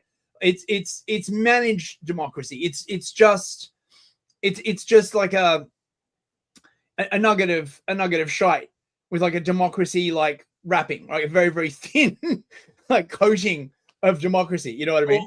Well, no, like a nugget of democracy in a pile of shit. Yeah, well, it depends whether you want the crunchy or smooth flavor. It's mainly, I feel like it's mainly poop is what we're getting at. Like, is that kosher? That is not kosher, even though it's called kosher sex. I think about the Apostle Paul when he came into Ephesus, the city of Ephesus, his preaching of the gospel and the momentum of Christianity that was swelling. There's all these conversions, and people are actually they're moving away from pagan idolatrous worship to worship the triune God. And here's the thing that we sometimes neglect: righteousness actually it doesn't just have spiritual impact, it doesn't just have cultural impact, it has an economic impact. And so the enemies that Paul ultimately garnered for himself in Ephesus was not just the high religious priest for these pagan deities, right? It wasn't just spiritual enemies; it was economic enemies, because there was an entire economy that was built on the premise of forging blacksmiths and sculptors and artists who were forging deities, idols, like statues to these foreign pagan gods, and their bottom line started to not look good, right? That like they were getting less sales, and all of a sudden they were the ones who engineered the riots among the people, paying people off in order to try to attack, the Apostle Paul. And I think about that so often. I think about what would true revival look like? What would true righteousness look like with someone who's a politician, with someone like, for instance, who, Lord willing, becomes governor? Who would be the people who would stand in the way? Right? Who are the people, let's say it another way, who stand the most to gain for this person not winning his political race? And it's not just certain ethnic groups or religious groups. It's billionaires. It's economic elites who are profiting off of unorthodox, unethical means. They're the ones who will be the starkest opponents. And so somebody, like a rabbi. Can we agree that the only caring about money is a mooish tendency? Like, the way that they position capitalism is, it always describes moves of like only caring about money. Like that would be shamed in a Christian society, or at least shamed much more than it is now. Can I just, I just remembered a Lindsay tweet. Absolutely. I gotta show you, right? Remember, the personal is political. Take that same broken approach and make it the religious is political. They're doing this for two main reasons, the woke right, obviously, to continue the long march through the institutions into conservative coded institutions and to use them to shatter us. So the religious is not political, right? To which I reply, your lack of knowledge of Christian history is truly breathtaking. Like it is. Like he takes your breath away every time. Oh, it's as wide as the ocean, right? Like the shit this guy doesn't fucking know about Christianity, right? And Webben is making like an excellent point, right? You cannot, okay, there was like this whole thing about render unto Caesar that which is Caesar's, render unto God that which is God, and they attempt to separate, right, the secular and the religious worlds, right? But to say that Christianity has never been political is a bald-faced lie. It is the worst kind of like the whole point of Jesus resisting the Pharisees by definition had a political component, right? Like I'm just saying, nobody makes you sigh as loudly as James Lindsay does, dude. I see him fucking like come up on my timeline. I'm just like, you sound like somebody has a gun to your head and they're like, explain to this blind person what a color looks like, and you start off with, well, here I go. No. It's like trying to explain to like a blind person like what color is, right? And they just think you're full of shit, and they keep calling you like an idiot because like you perceive this thing called you like woke color. colorist. Yeah, exactly. You're like woke colorist. Yeah, exactly. So Christians and heritage and nation, Let's see. Pay the price. You'll become the laughing stock. Whereas if you're an Indian H-1B and you screw up, back to Calcutta you go, back into the Ganges you go to take a bath. I don't know. I actually think you probably end up dirtier after the Ganges than you'd be going in. And people will say, well, that's xenophobic. No, it's a fact. And the idea of labeling people, these ad hominem attacks, we're done with it. Right. We're absolutely done with it. We have a choice. And what Byron Donalds has done time and again is he's attacked our campaign and our supporters as racist. We are racists for not wanting to turn Florida into a Section 8 ghetto.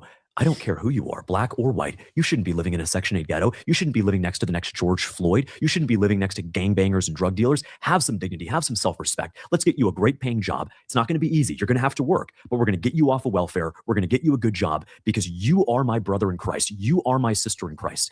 And as my grandmother always said, we're in this together and none of us will make it out alive. We'll make it to the next world, Lord willing. But this world, none of us make it out alive. Well said. And I would just add to the H-1B conversation. Another thing a lot of people don't even consider is that I like him. I do. I like him. He's very seems very, very grounded. I like him. Well, he can speak off the cuff too, right?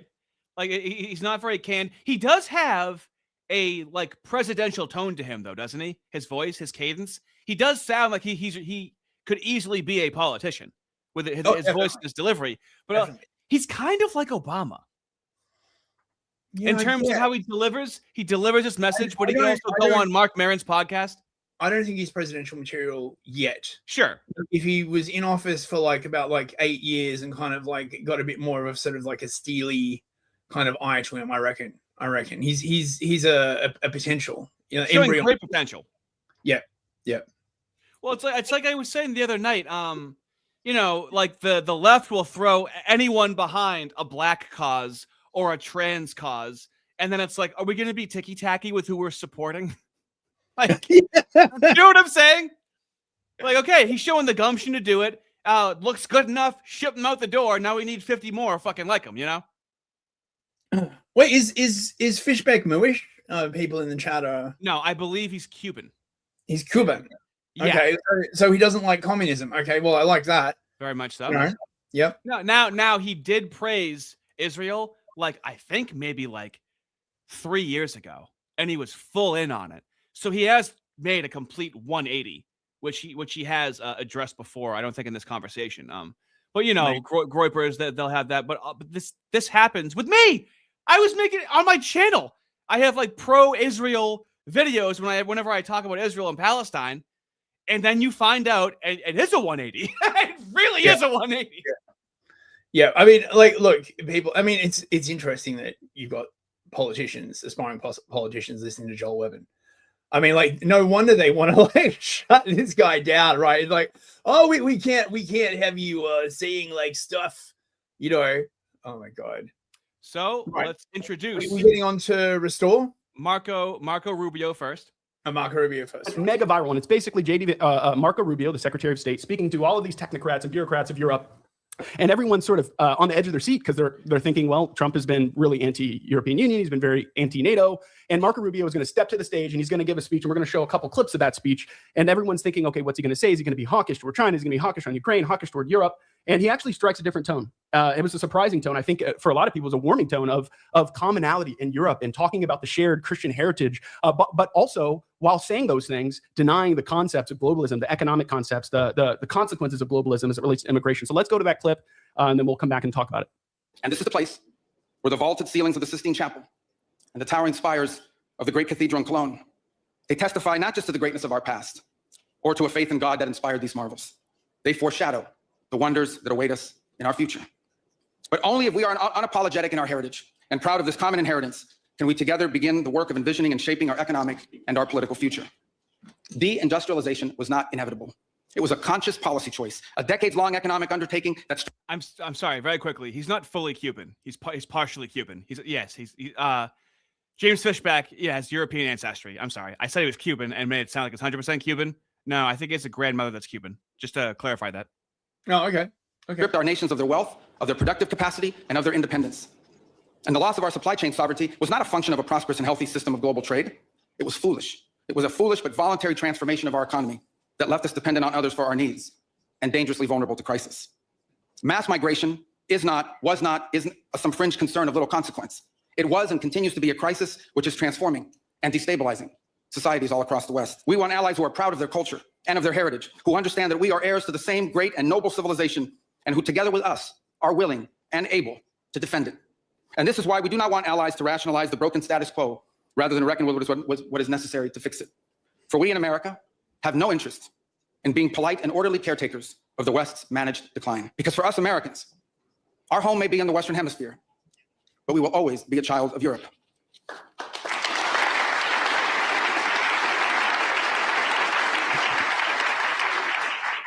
And so we'll just go to their response after that. Yeah, the Europeans did not like his speech, by the way, right? Like I know they like applauded, but they did not like this speech. I've got other clips of.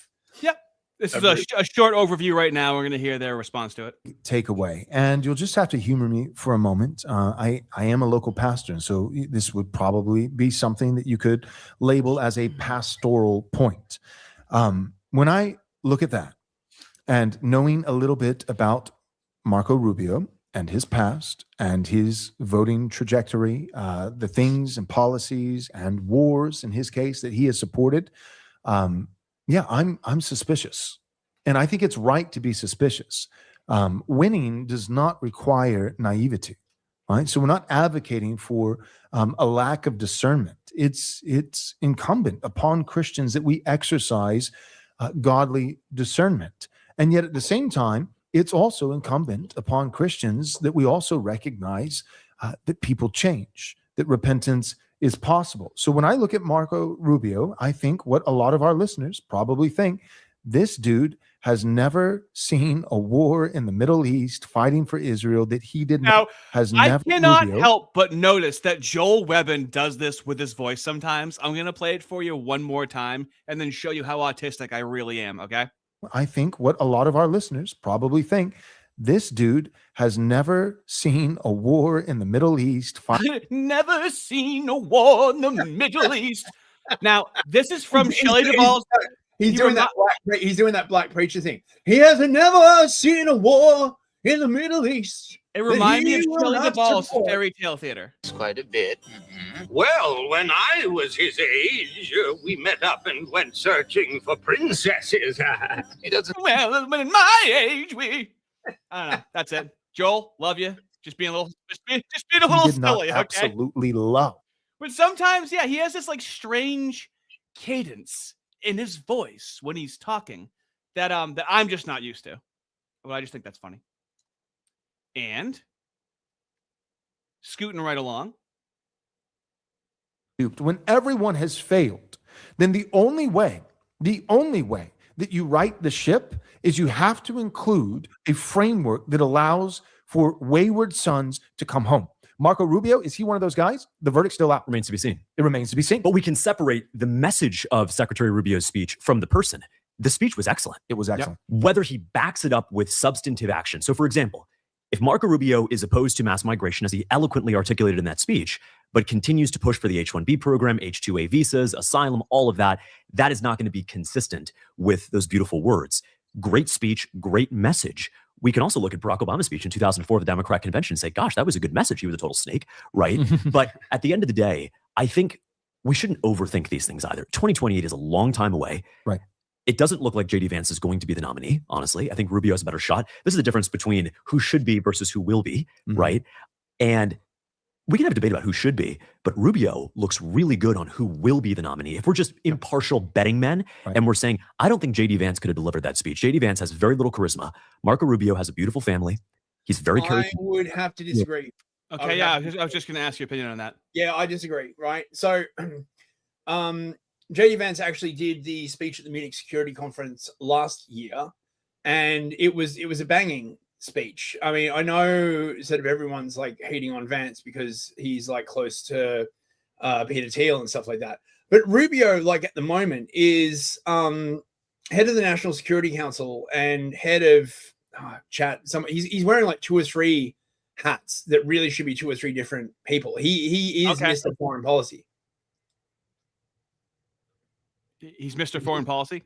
Yeah, he's Mr. Foreign Policy. Yeah. Like he is like the U.S. foreign policy establishment. He's doing the jobs of 2 to 3 men in these different departments. Yeah, exactly. A lot of power. Right? And so he is 110% behind the war with Iran by definition, right? Right. Yeah. Okay. And they're all like, oh, you know, we have to attack Iran. Really? Like, didn't you fucking like learn from like Iraq? Like, oh my God, it's such a fucking bad idea. Like, this shit's gonna go like so fucking wrong. Anyway. As always. Now we got Rupert Lowe. Rupert Lowe. I want to give a short introduction for him, as you will go into more information later on. Right. So Rupert Lowe is basically sort of like one of the few actually based politicians in the UK. Right. Farage was pretending to be based, but it was really just an act. Like, honestly, right? Like Farage is a creature of the deep state. You know, he takes money. He's he's never met like a donor that he doesn't like. Rupert Lowe just got out of doing the Snuggle Struggle inquiry, and the stuff that came out in that inquiry is freaking harrowing. And he's like, he's like, this shit changed me forever. I'm gonna like, he wants like literal executions. Yeah, he did. You mean he did something that was more than, oh, this is pretty bad. Yep, it's bad, all right.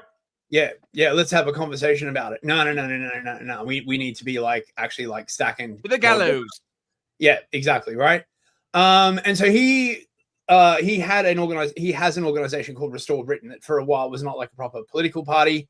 And he's just launched a political party, right, with the intent to contest the next general election. They already apparently have like 10% of the vote. Obviously, they're gonna cover that a little bit. So yeah. So a little bit of a background before they watch this this video to know that it's not just some cheesy video and that this guy has some balls behind what he's saying. Yeah, no, he's actually very serious. The right wing in the UK is very, very fragmented, but if anyone has a chance of uniting them, it's Rupert Lowe. Here we go.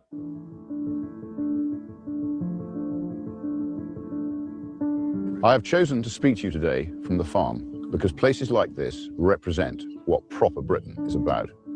Hard work, responsibility, effort, duty, stewardship. This is the England I know, and this is the England that I love. On a farm, you don't think in election cycles or headlines or polling.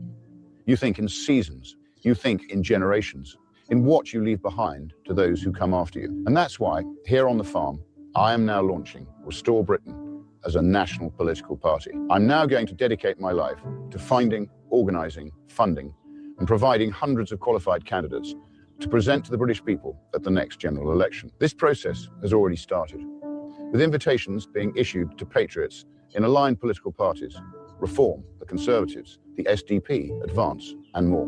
In local politics, we will work in partnership with localised political parties, such as Great Yarmouth First, that have the best interests of their residents at heart, combining our forces at the next general election. The men and women standing for Restore in that election will not be politicians. I promise you that. They will not be failed ministers. They will not be tainted by failures of the past. They will be from business, from the military, from science, from medicine, from education, from industry, representing real communities up and down the country. Every single one will be from well outside the existing political establishment, and every single one will understand the difficult decisions that need to be taken, because there are no easy fixes. I'm not going to tell you comforting lies about the condition of our country. I have only ever been honest with the British people, and I will be straight with you now. What is necessary will be incredibly painful. But for the first time in a very long time, voters will have a genuine alternative which is truthful with them about the scale of what now has to be done. The first priority is to control who comes to our country, and more importantly, who stays in our country. Restore Britain will not just stop mass immigration, we will reverse it. Every single illegal migrant will be securely detained and then deported. The message will be unrelenting. If you are in this country without our permission, you will be removed. For the foreseeable future, far more people must leave Britain than arrive. You say something? Yeah, I was just like, yes, that's what we want to fucking hear. That is what we want to fucking hear. Isn't right? it so pathetic that even for someone to say it, you're like, oh God, thank God. So yes, I would say right. Well, this is what everyone fucking wants, right? And this is the point. The network is like, oh no. Oh, we can't possibly reverse mass migration, right? And look, the thing is, he is right. this is going to be incredibly painful, right? And I think that this is going to lead to having to address the problem with sort of infinite money creation and central banking. Because basically what's been happening, right, is that this mass migration has been like pushing down inflation, right, by making sure that all the excess money doesn't push up wages, because you can always like just undercut people. When they removed like the migrant subclass and have to actually like pay normal people in England like actual living wages, the price of everything is going to fucking spike insanely, and I don't know how they're going to deal with that. Well, this is what the left loves to do, is they dig us into a hole, and then when you're trying to fix it, they go, see, look at how bad it is under his administration. Yeah. This is what they do. Yeah, it's like addicting someone to heroin, right? And then when they like try and go off and they go through withdrawal, you're like, see, we told you it'd be bad. Right.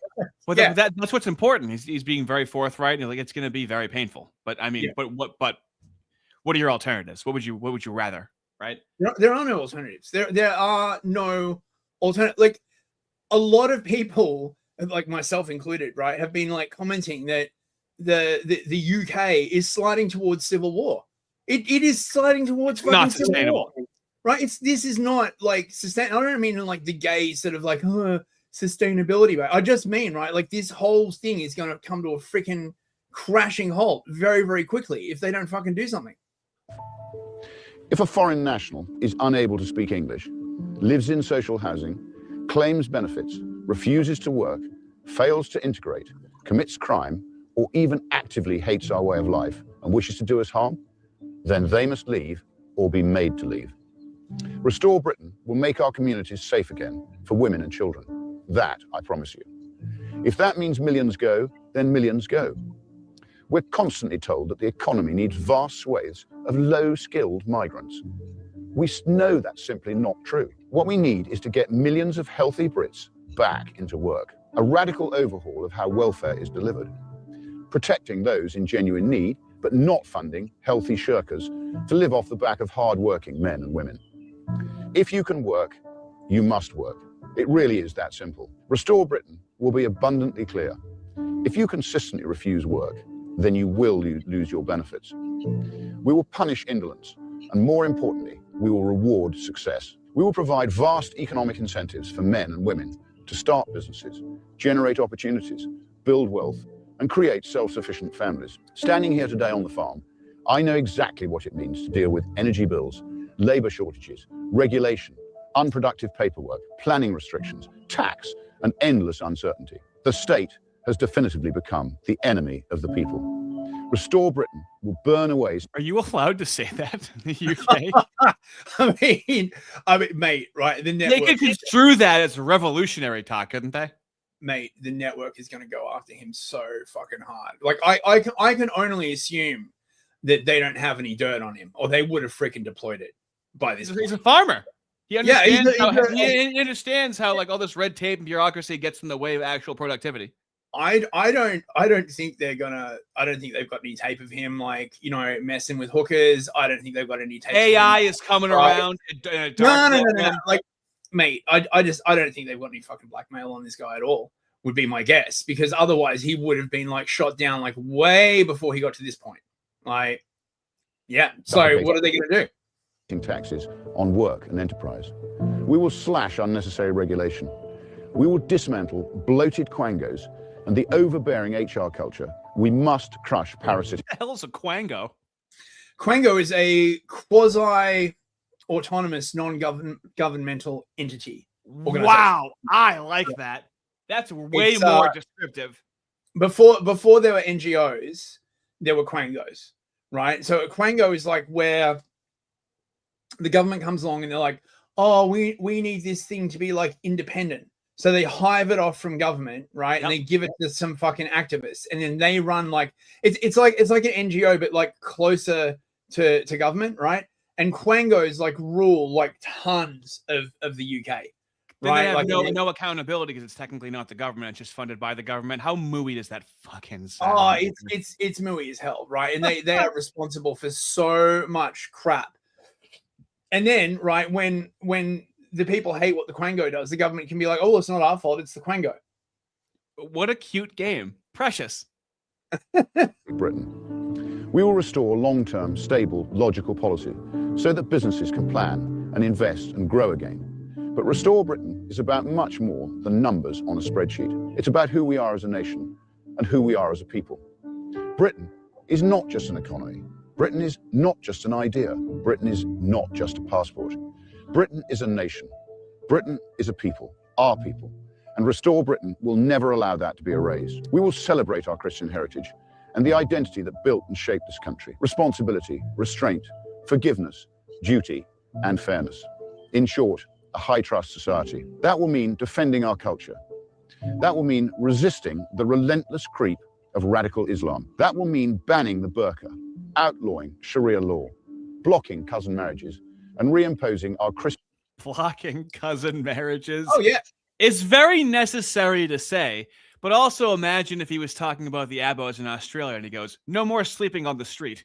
Some of these things are like so vast, just insane for a Western mind to hear. It's like, the fact that some of these things have to be said out loud shows how far we have lost our way in these countries.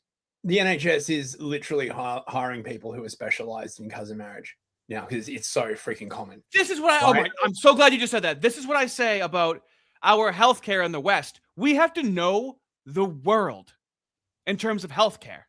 The amount of specialists that we have to hire to address the, I don't know, over 100 ethnicities in our countries. Obviously, it's a lot easier in a country that's like 95% white. What genetic variants of health issues could you possibly encounter? And they have so many retarded kids. Like not just like a bit spurgy, but like literal, like vegetable kids, right? Oh, yeah.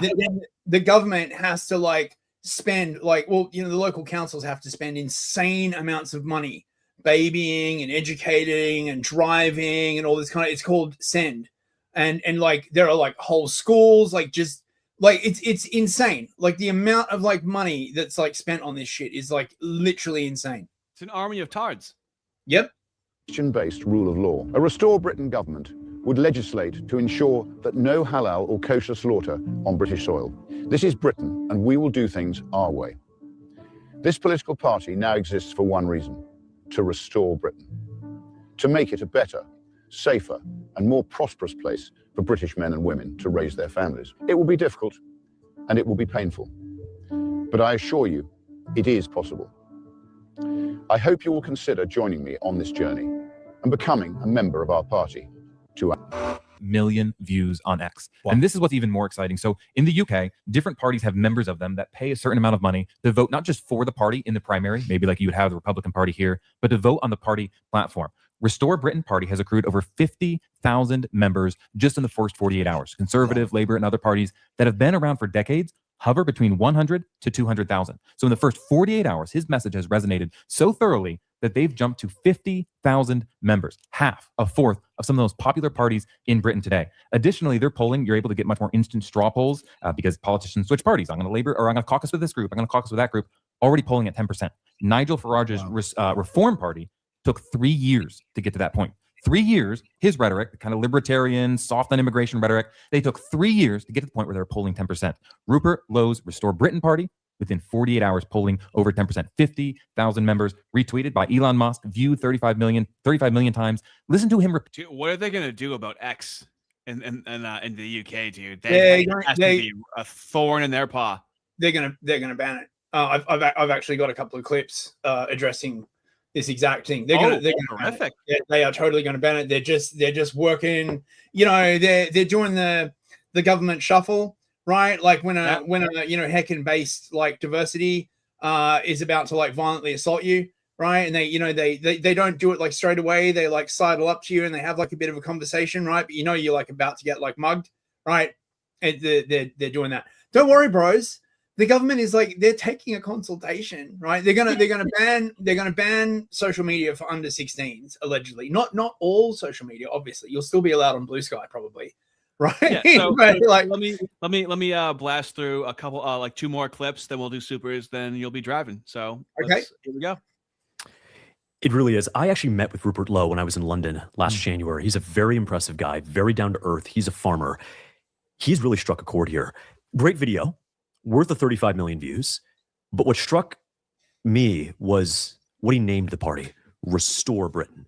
Joel, let's stop calling ourselves conservatives. Right. What are we conserving? The left's victories from 15 minutes ago. Right. And I'm tired of it. What are we conserving? Mass migration? The fact that we're auctioning off our country, the fact that a young couple can't buy a home without competing with Blackstone or a foreign national for a single family home in their birthright. So as conservatives, at least for the time being, there's nothing for us to conserve. The verb we have to focus on is restore. Let's restore the country that my father and grandfather and great-grandfather. I completely agree with that. Yeah. Because nobody, like, people on the right, you're kind of a square if you call yourself a conservative, right? And people kind of try and hang on to that term. And unfortunately, we are rhetorical creatures. And you can't get behind you wouldn't trust a conservative. What do you consider? Can a conservative say what they're conserving or what they have conserved? It's like rare case of pollinization back across the Atlantic. Right? You know, usually, right, like we just take all the American culture, right? But now you will feel British rhetorical steel, probably. You know what I'm saying? Now, fellas, are you ready to see how on board James Fishbach is with this one short sentence? On that final order, you know, the current, and I think you bring up a great point, is this politics of highfalutin nonsense. Oh, it's just way more complicated than that. No, it isn't. He did it! He just came!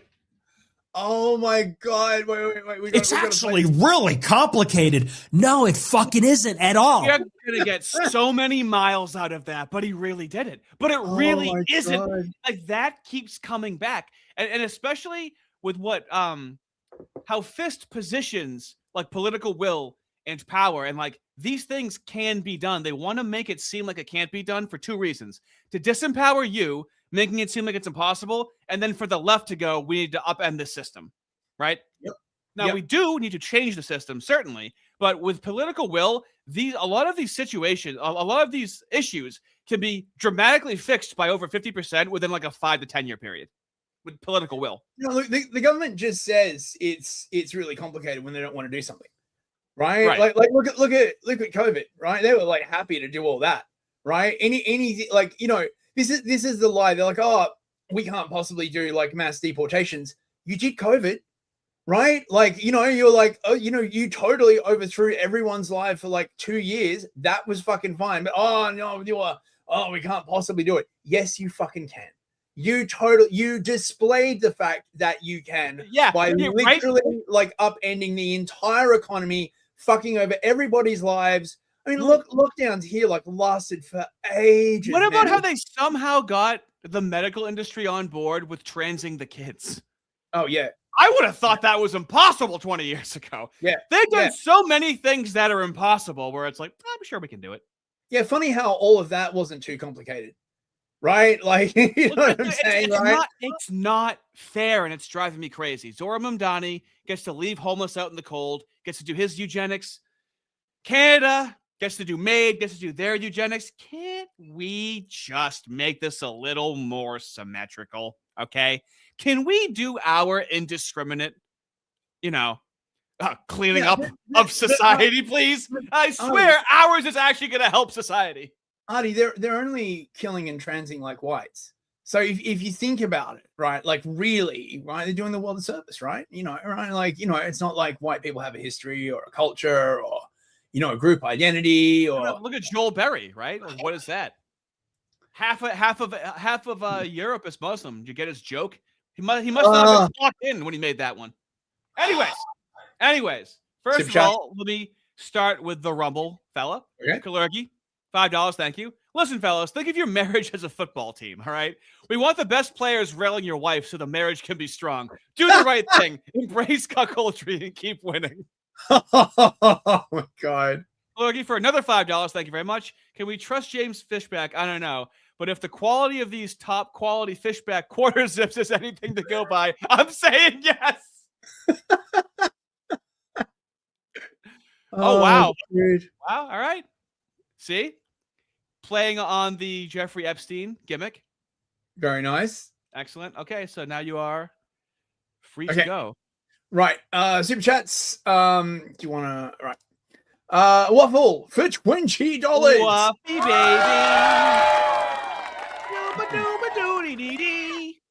Got to ditch early, taking care of my girl while she's not feeling well. Have a good one, fellas. Man, prayers for your girl. I hope she's feeling better. Thank you for all the memberships and Faye, you're not loving Israel enough. You don't worship Israel enough. I gotta give him a little something extra, okay? The man provides so much for me. It's true, right? That is the cause of all your suffering. Waffle is you're not loving Israel enough. I'm afraid, mate. Thank you so much. Have a great night, Waffle. Slosher for 5 Canadian loonies. Thank you. Fishbach says all the right things, but I've been listening while driving, and he sounds exactly like Ramaswamy. I just don't trust him yet. Well, I mean, I'm not surprised. Who the fuck trusts anyone in the political scene at this point in time? I just love the idea that Slosher is his profile picture, and he's like, I don't trust him. And I'm like, you know what, dude? It's a Town Central guy with a cigarette in his mouth, and it's like, fair enough, you know. He that's why, but he gets out in front of it, right? He's like, yeah, I understand why you wouldn't trust me. I can't just ask you to trust me. It's going to take consistency. Fishbach makes him feel a little down. Dawn Browning for 10 Australian dollars. He did a super sticker that's like a game controller with the sunglasses. Thank you very much, Dawn. Oh yeah, well. Constant sunglasses. Very nice. Jim Knight for 10 Canadian dollars. Oh wait, we didn't do a thing for Dawn Browning. Well, I didn't pull it up on screen. So I'll pull it up on screen after you read this.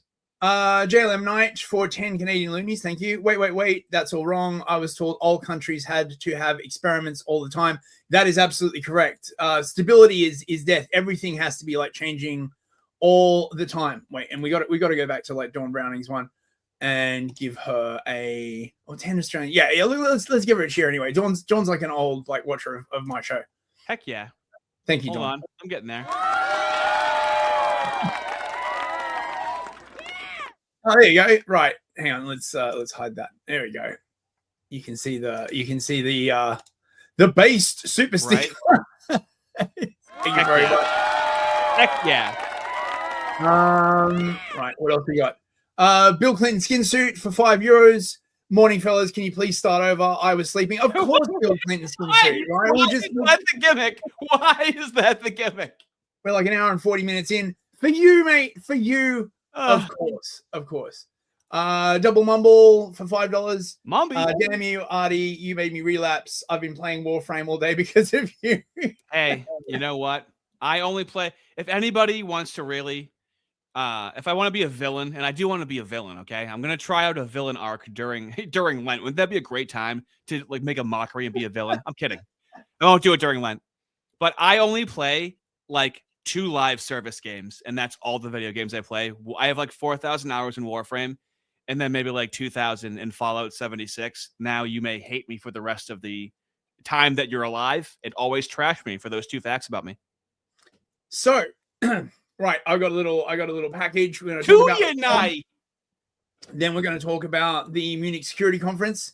Now, I just want to warn everybody that Rupert Lowe is a massive racist. Well, how do I know this?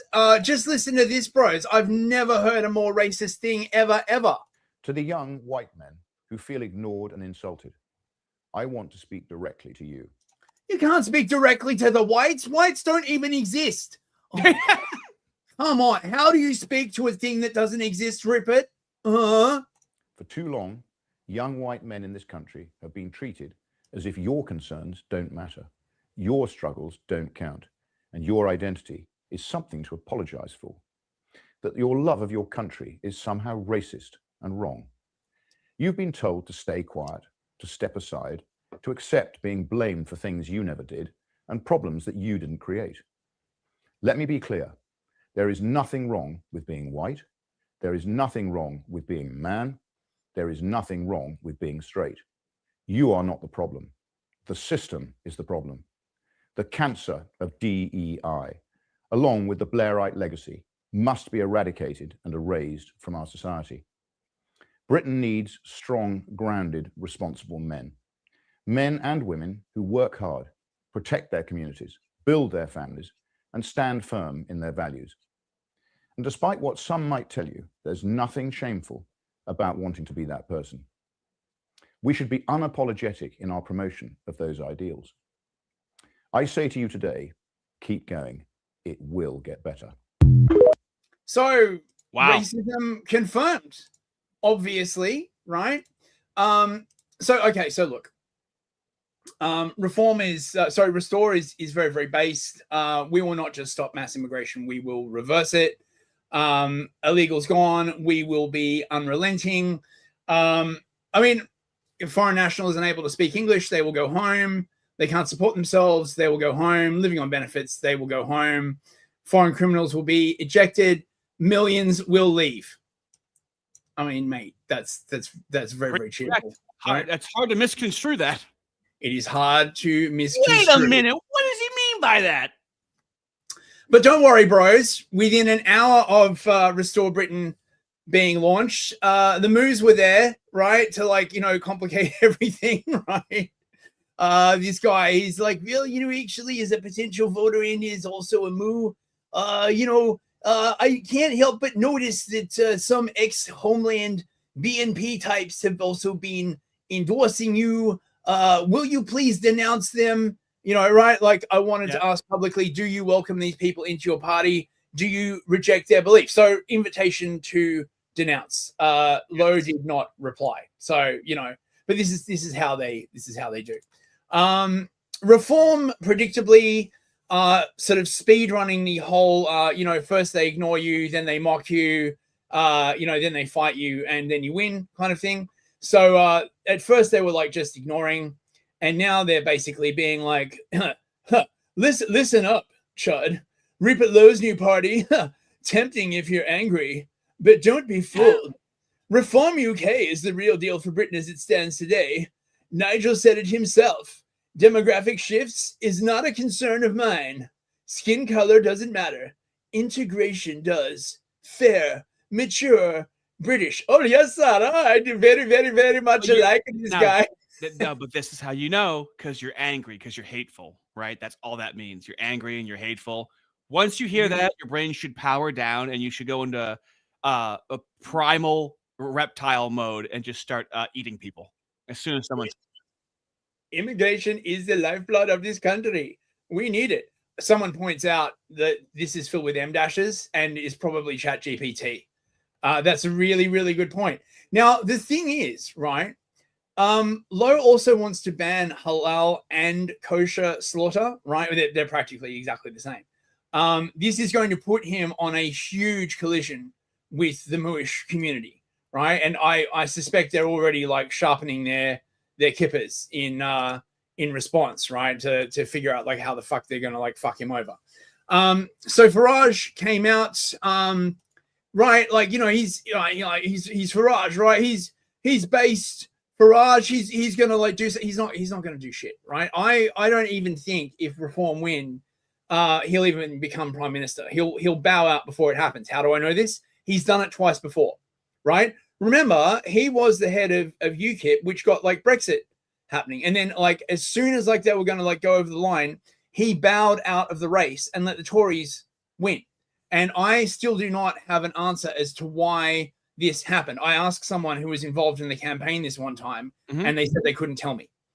So that's fucking sussy. Presumably the network leaned on would be my... Yeah. Okay, I'm going to push you on this because it's not some sort of liberal obsession. Volume up. About who's British or who's English. It's an obsession with people in reform. Matt Godwin, who you want to be your next member of parliament, was a guest on this program on Political Thinking. He says it takes more than a piece of paper to make somebody British. Suella Braverman, one of your new recruits, former Conservative Home Secretary, she says, I don't... What this guy doesn't understand, right, is it's magic paper, right? What they do is they take the magic soil, right, that is like that England is composed of, the same magic soil when you step off your fucking plane from Mumbai, right, and your tired and dirty feet touch the concrete at Heathrow Airport, and you just become British. Isn't that where the United States got our magic soil from the Europeans, right? Oh, mate, magic soil is, but not magic soil like in the sense that it has any sort of like traditional or spiritual quality. Not that kind of magic soil. This is a different kind of like magic soil, and they make the magic paper from the magic soil. I bet you didn't know that. feel English, she says. She says, for Englishness to mean something substantial, it must be rooted in ancestry, heritage, and yes, ethnicity. So that's not just residence or fluency. So that's interesting. What she's saying is this: British is a much bigger, all-encompassing term than English. That's the distinction that she's drawing. It's actually really complicated, dude. It's incredible. It's everywhere. I can't. I feel like this is like a new law, right? We need a name for this, right? Like Yes, the that's in law of development. complication, right? Like, you know, it's literally just like with any problem, right? That is like really like severe. Oh, it's actually very, very complicated. There's nothing we can do about it. Fucking hell, man. But and hence the reason that I answered your first question on this. It's about Britishness. Britishness is a much bigger, broader sense. Englishness, maybe it's a bit more narrowly defined, but I don't think it really matters. Well, it sort of matters to people because Rishi Sunak was also on this podcast. I think being Rishi British Sunak was on this podcast after it was said of him that he couldn't be English because he was, not my words, but the words of the person who said it, brown and Hindu. He said, of course I'm English, but Matt Goodwin, who wants to be your next MP, suggests he might not be. He says, people can identify as British and indeed English in terms of nationality, but many, and he said, Rishi Sunak, are not English in terms of ethnicity. So is your candidate right or is he wrong? Listen, I'm not going to start drawing ethnic lines on what being English is. Otherwise, we'll be back to DNA test of whether you're Anglo-Saxon. I'm not going down that road. It's about how you feel, and it's about what your priorities are. What are your priorities? Boy. It's about how you feel. He just queered genetics. Yeah, man, it's just a feeling. It's an identity without an essence. Like he literally just queered the English. Fuck off, mate. Well, I know, but we just can't look at any other country outside the West to solve these issues, right? We don't look at any other countries because then they'd have to admit that their only response would be that they're like barbaric and they're third world countries and they have a lower category of thinking. They would never be able to address it. Yeah, they can't break the post-war tabula rasa consensus. Like it's so deeply ingrained, like it's just impossible. What is the thing that you really believe you're part of? And that I think is very, very important. And the reason I think nationality is an extension of being part of a family. The reason it matters is because but anyone can be part of that family as long as you feel like you're a part of that family, right? So you can just go to anyone's house and like break in, right? And if they've got any objection, you just be like, well, I felt like I was a part of your family. So I get to like, you know, break in and take your stuff and, you know, molest your kids because, you know, like I feel like I'm a part of the family. Oh, see, as long as you use that tone of voice, it just sounds so British and polite. So, okay. So this woman in the top left seems to have been deployed by Reform, right? There has been suggestions that out of a fucking cannon. This TV station, like Talk TV, basically seems to be like the Reform channel. Okay. Yeah. And this politifoid, right? Chad, it's a politifoid. I've never heard that before. I am announcing a new word, right? I'm letting it out into the ether. The politifoid, right? And the reason why this is an important term is because it takes the nature of the foid, right? The original concept, right? Of women that are all basically cookie cutters that have like, you know, very, very low intelligence, but vastly estimate their own abilities, right? And you add the political part to it. Politifoids are literally destroying the West. We cannot have these fucking people like running our countries. That they are literally destroying everything. And this politifoid is just like she just can't get her head around like what's happening with Restore. If Britain's a people and a nation, well, that to me sounds like saying Britain is being sentimentally attached to the country. Britain is living here. It's being brought up here. It's being, you know, what do you mean it's different to Reform UK? I need to understand this. Make it clear. Explain it to me like I'm 5. Well, Reform's position from their very beginning has been no different to Blair's position, to Cameron's position, which is that Britishness is defined by adherence to British values. This is a term that I have been hearing for my entire life. It was something that I was taught when I was in primary and secondary school, but that's what it means to be British. And if you look at the law, British values are defined as democracy, tolerance, the rule of law, and mutual respect and tolerance of those with different faiths and beliefs. Now, that, in my view, is nothing at all to do with what it means to be British, because the majority of British people throughout our 1,000-year history have not believed in these values. These are a creation of the Blairite state over the last. So what is it to be? Yeah, I mean, by that sort of like measure, Enoch Powell was not British, right? Mosley wasn't British, right? Like basically anyone who isn't a freaking like hard or soft race communist is not British, right? But don't you love how they can endlessly criticize and deconstruct any of your ideologies, right? And then just to give you this dog shit one that crumbles under a modicum of questioning. and they literally act right like you basically like instituted a war crime by critiquing their ideology, right? Like they can critique the unlimited respawns, right? They can fucking critique your fucking point of view for as long as you want, but like you just like make a reasonable critique of them. They're like, oh my god, how did you do such a thing? But they didn't even expect that you would criticize them. They're completely unprepared for it. Yeah. Explain to me, what is it that you're saying makes someone British that is different to what they're saying? Well, it's a far deeper thing than that, Alex. It's about a connection to this land. It's about an ancestry here. Okay, but connection to land, isn't that what Matt Goodwin said to you, though? Please let me finish here. More than anything, it is Christian faith. It is ancestry and it's Christian faith. So if you're not a Christian, you can't be British? Well, I mean, you're certainly, I think, less British if you're not a believer in Christian principles. If somebody was Islamic, then they are certainly less British. Pause this very quickly. Ooh. My neighbor is from Nepal. Okay, he's Nepalese, and I was shit faced, and I was talking to him. We were both drinking. This was before he had a kid when he actually talked to me, and I said, "Yeah, so like like I'm more American than you, right?" And he goes, "Yeah." Completely understands it. Completely understands it. And I'm like, "Yeah, if like, I went to Nepal, would I be equally Nepalese as you?" And he's like, "No." And that was it was a 10-second conversation. And then we started talking about something else. It just came up in conversation where I'm like, you know what? Let me just ask him. And that was it. Very easy for him to understand. And he barely understands English. He knows like 4 other languages, dude. He speaks like 30% English. And he understands that concept fluidly.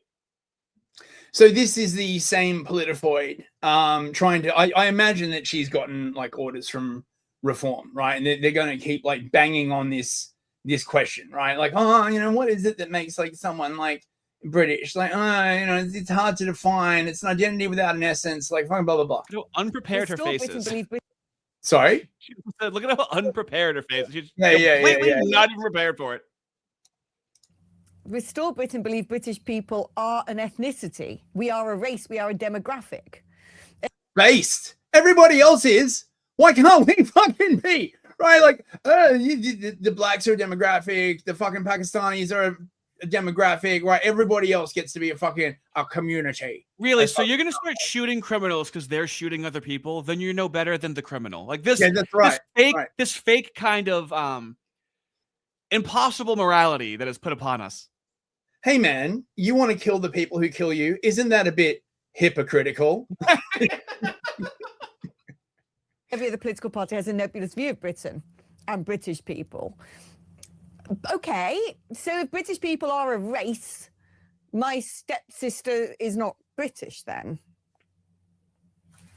I'm sorry. Hold on, dude. That is Rose Law on steroids. She is now gesticulating.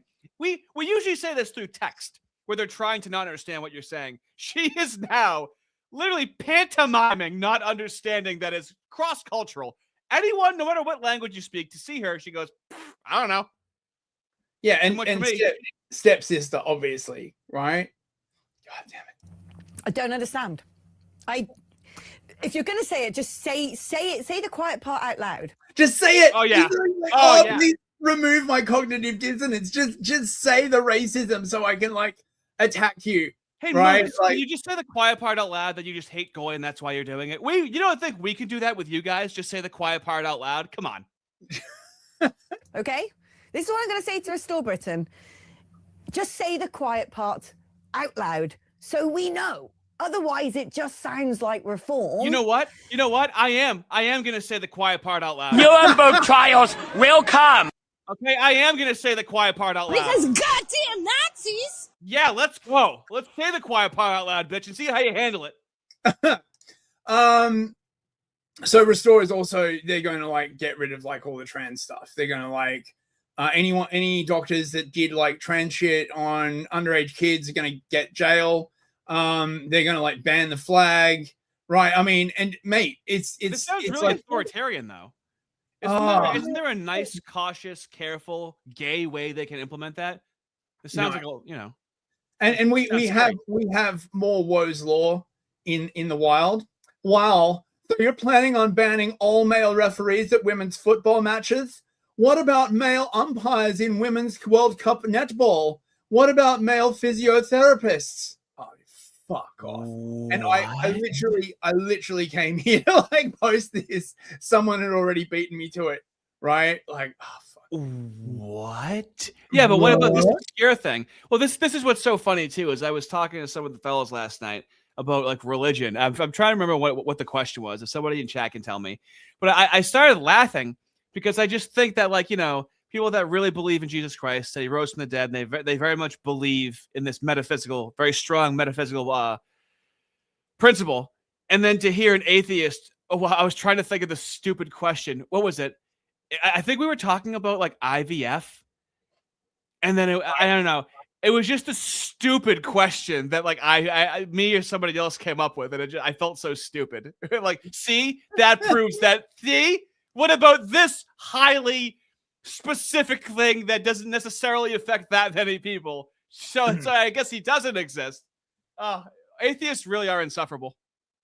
Right. So Farage came out. I believe this is like the Reform Party conference. Now, if you know anything about like the history between Lowe and Farage, Lowe was originally part of Reform UK, and then basically Zia Yusuf, who's like their Muslim chair, came out and said that Lowe had like been giving him death threats and all this kind of like stuff, complete and utter bollocks, right? But they sent the police around, they confiscated his guns, all this kind of like stuff. And it turns out that Farage just dropped on stage that none of this was true. And the reason why he got rid of Lowe was because he was backing mass deportations, which is a very, very popular policy. I'll let Farage say it in his own words. But you see, when he stood up and said that we've got to consider the mass deportation of entire communities, including those born in the United Kingdom. Which communities was he talking about? He was talking about the communities behind the struggle snuggle gangs, right? What Lowe was saying is that there are entire communities, Pakistani communities, who knew this was going on and they did nothing about it, right? They didn't call the police because, these girls were kafars and they didn't give a shit. Those are the people that he wants, like, mainly to, like, mass deport, like, these entire communities, right? Mainly from Mirpur in Pakistan, right? They're all from this, like, one fucking area in Pakistan. Do you wonder who brought them over? I guess it's a mystery and no one will ever know, right? That just moves way beyond a point of reasonableness, of decency, of morality. And that was the moment at which, I realized we just had to get rid of him and get rid of him as quickly as we could. And I think in terms of the way we dealt with that, we were probably more brutal than the other parties. But you know what? That's the way it's going to be. Thank you. Right. So what he's just admitted to is that he reported Lowe to the police on trumped up charges to get him out of the party. Right? I mean, fucking mate, but it's cool, right? Nigel's got network coverage now, so nothing's going to happen to him. So, don't worry about it, right? The other thing about Farage is he is becoming insufferably pompous. You see this a lot, right? He's like, Restore, like who even knows about them, right? Like, they're just like a tiny. As far as Rupert Lowe's concerned, there will be some polling published later today that shows his recognition factor amongst members of the British public. It is not very high at all. And so a push poll that says 10% is utter rot. The party isn't even registered. He won't be on 1% anywhere, not even probably in Great Yarmouth. Thank you. Barely an inconvenience, bros, right? Okay. So yeah, just this is Rupert Lowe basically like saying, right? Like, we are going to get rid of all the struggle snuggle members, the gang members, and all of their like families who covered it up. Right? So if a Pakistani woman knew that her foreign husband was struggling a 12-year-old in the basement and didn't tell the police, then yes, she is complicit and she will be sent back to Pakistan. Oh no, bros. Oh no. Oh, my heart bleeds. Now they're already starting the you know, the sort of cancellation. This is young Bob. Like, you probably wouldn't know about him unless you're like in the UK scene. He got like quite famous doing live streams from the migrant hotels, particularly the one in Canary Wharf, and then got kicked out of his house due to a cancellation campaign. And now I think he's being supported by Turning Point UK. Yes, Turning Point have like a UK arm. Listen to this bullshit. Bob, thank you ever so much for coming in. Word of warning, you're very young. You're starting out on your career. I do not want to see you blow yourself up. So just if that happens, it means there's a right-wing establishment that censors people.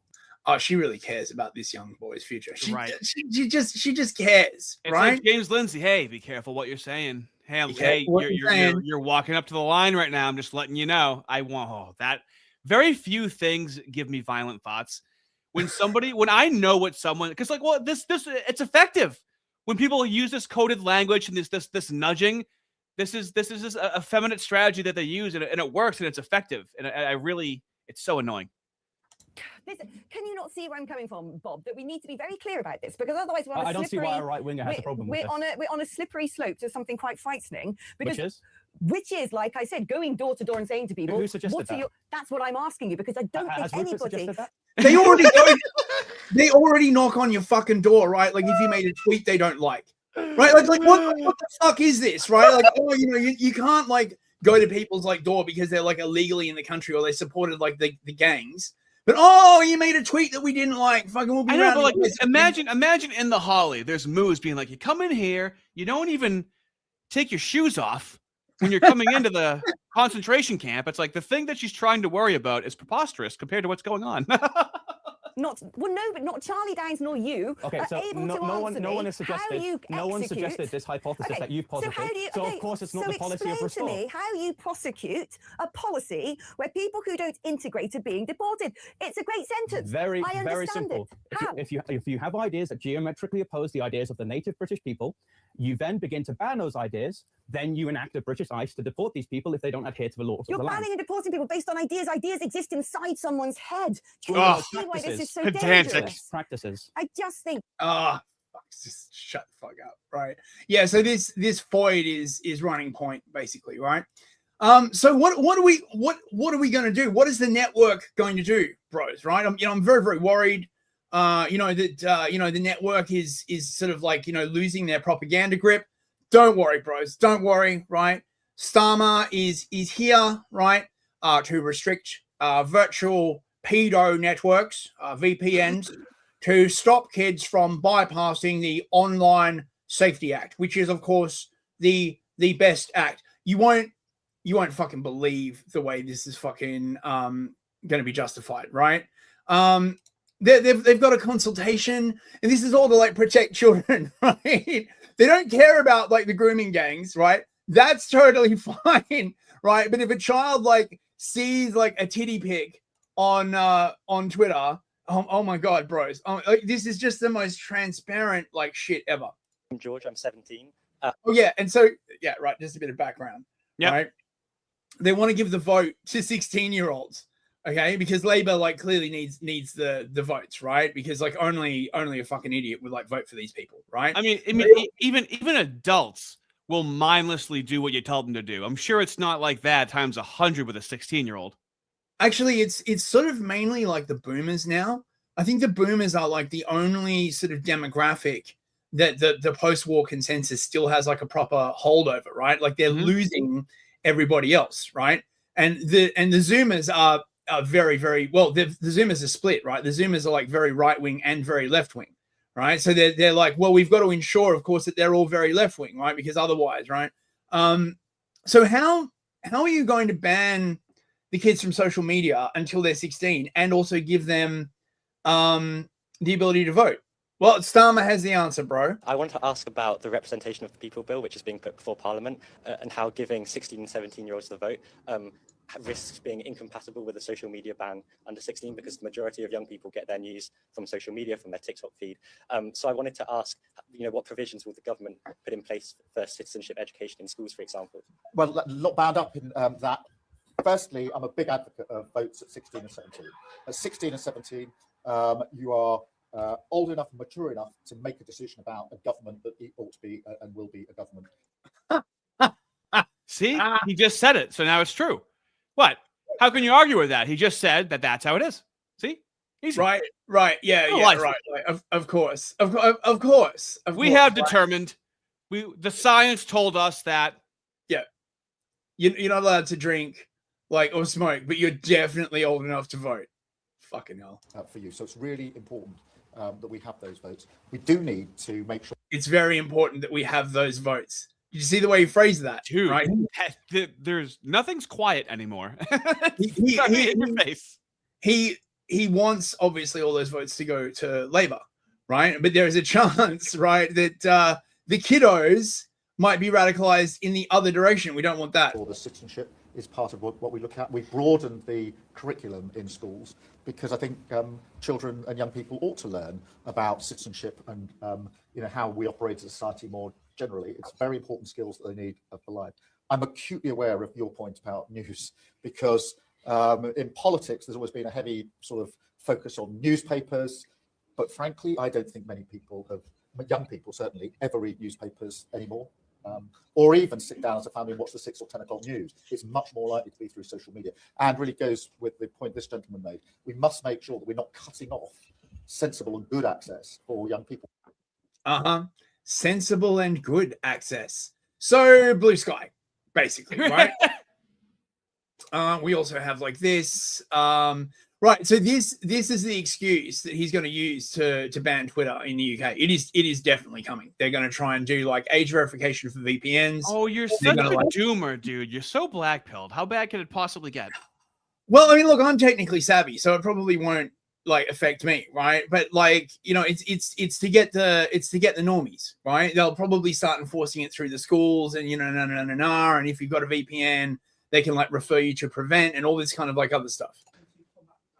I'm so glad you raised this because most people in the room will know what happened with Grok a few weeks ago.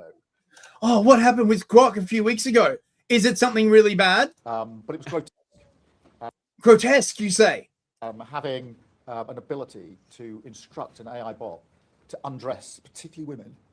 Oh my God, this is the danger facing the entirety of the UK, right? AI titty pics. Are you fucking kidding Yeah, me? not Charlie Kirk's neck being exploded in front of his kids, and how that's being used and manipulated. That's fine. Not the grape gangs, right? Oh no, right? But they're not taking pictures. That's the issue. Fucking mate. Oh God. Online is just so grotesque and disgusting that you'd think it wouldn't be allowed. You'd think that platform provider. Well, hold on. I'm sorry. Pause this. What is this thing he does with his hand where he's grabbing something extremely tiny? It looks like he's trying to grab a roach, like it's at the end of the blunt from his friend's hand whenever he's talking, and his fingers are just so tiny whenever he's talking. Actually, he does that when he's nervous and he's sort of subconsciously clutching his very tiny. Feeling small. He's he's showing you how small he feels as he's talking. But that wasn't the case. We went into battle on Grok. And the platform provider, the first response was not get rid of this disgusting feature. It was, oh, we'll make it a premium service. So you've got to pay for it. I tell you, I'm kidding you not. That is the. I'm kidding you not. They allowed people to make AI titty pictures. I can't believe it. Oh my God. Hey, Keir Starmer, can you believe that? Yeah, there's inbred muzzies that you guys are taking care of and driving around everywhere. All over the fucking country. Can you believe that? They seem literally incapable of understanding the First Amendment, right? I see Eurocucks do this all the time. They literally just cannot wrap their head around the idea of the First Amendment, right? It's Woe's law. You can't say whatever you want. You can't say you want to kill somebody. See? Free speech, full free speech is completely dangerous. And then let's not forget about, oh my God, what do you guys call it? Racial abuse and intent to commit a racial hatred. What do you guys even call the speech offense there? It's causing of discomfort, distress. Oh, I believe. Boy, they really wouldn't like me there. Yeah. they certainly wouldn't, mate. They certainly wouldn't. I don't even believe you got a license to be rhetorically defective. Thank you very much.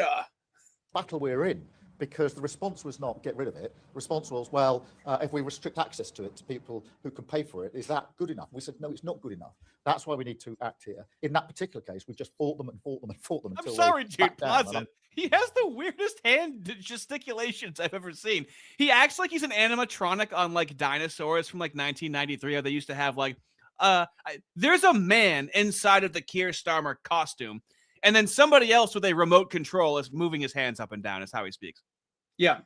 But don't worry, bros. Hillary Clinton is very, very, enthusiastic about EU speech laws, right? Oh, okay. She loves it. So, I mean, like, not, what kind of American are you, I guess, right? Someone like do the meme. Well, it has to start with individual nations as they are now with social media. But remember, the European Union is the only serious regulator of technology in the world right now. And you disagree with some people's view that that's very onerous, the regulation? When we first started talking about putting seatbelts into cars, because we had so many deaths from car accidents, the car makers complained, drivers complained, everybody complained. Yes. The new argument just dropped, bros. Censorship is exactly the same as seatbelts. How could I have been so blind? Right? Because it is seatbelts that determine the outcome of the political process and the ability to think. Hill dog. I'm on Team Hill Dog now, bros. Right? Like I have been convinced by that incredible argument. You can't get around it. Just can't get around it, mate. My God. Who wants to have these straps over our body? We should be free in our cars. And the regulator said, we're going to save lives. We should be free in our minds and our speech, you decrepit old fucking hag. Oh my God. This is causing me physical pain. Lives. Now, I don't think Elon Musk should determine the future of either our children or civilization. Of course he doesn't like it. But the Digital Services Act that the European Union passed is the only comprehensive effort to try to rein it in. Now, why would she say that, right? It wouldn't be that, because the Democratic Party was heavily involved in the US, UK censorship industrial complex nexus that was sort of instrumental in getting this whole censorship apparatus off the ground in Europe so it could then be imported into the US. Right? Must be it wasn't anything like that. Right, super chats, and then we will be on to the Munich security. Ooh. Okay. I love how usually it's talking about the moves, and then they're in Munich, and then it's Munich. What do we think that they might tie in there? Was it MUI at all? Did they invoke? Because I know it was a long conference. Actually, I didn't see a lot of. I didn't either. Moves in Munich. I presume that it's sort of a case of once the frame is constructed, the balls just sort of fall down it. You know what I mean, right? So the important thing is to construct the frame, to construct the chute, as it were. And then once the chute is constructed, you can drop as many goy balls down it as you want, right? And they'll never bounce outside of the chute. So, yeah, you're getting into that buttery kipper there, mate. I'm getting buttery, bro. Just hearing that, yeah. I like a bit of garlic butter on mine. You know what I mean, right? It's really, really sort of gives you a flavor. Is the kippa a bagel in this context? I mean, it's the buttery kippa and the little dude. And now imagine this. Are you ready? Ready? Bagels, but they don't have the hole in the middle. That's what we'll do. It's shaped like a little kippa. So like a bun, basically. No. See. No. Now, if I'm making a place called the Buttery Kippa, you don't think I can just take something that exists and call it something different and just base my entire business around it? Come on. You got to learn from the best, Fist. Okay. No holes. They're kippas. Blue Lick for 2 loonies. Thank you very much. Okay. Did someone say racist? Say no more. I'm on board.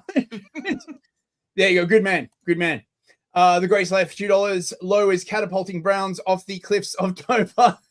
Interesting. Good to know. It certainly is. So I'm actually long the trebuchet market. people know this. You can actually get exposure to the trebuchet. Used is fine. I don't need a new one. Leaf Man with a frying pan for $5. Foreigners and gangster fellas being allowed to use autocorrect and AI to argue for them feels like a human rights violation against the first world. Agreed. Torture Wyatt for $2. Hey mate, do politifoids dream of long-housed sheep? Oh, asking the real question. Do you get that reference? No, I keep forgetting what longhouse means. No, well, no, he's referencing a Philip K. Dick book that was turned into Blade Runner called "Do Androids Dream of Electric Sheep?" Wow, and that is way above my pay grade.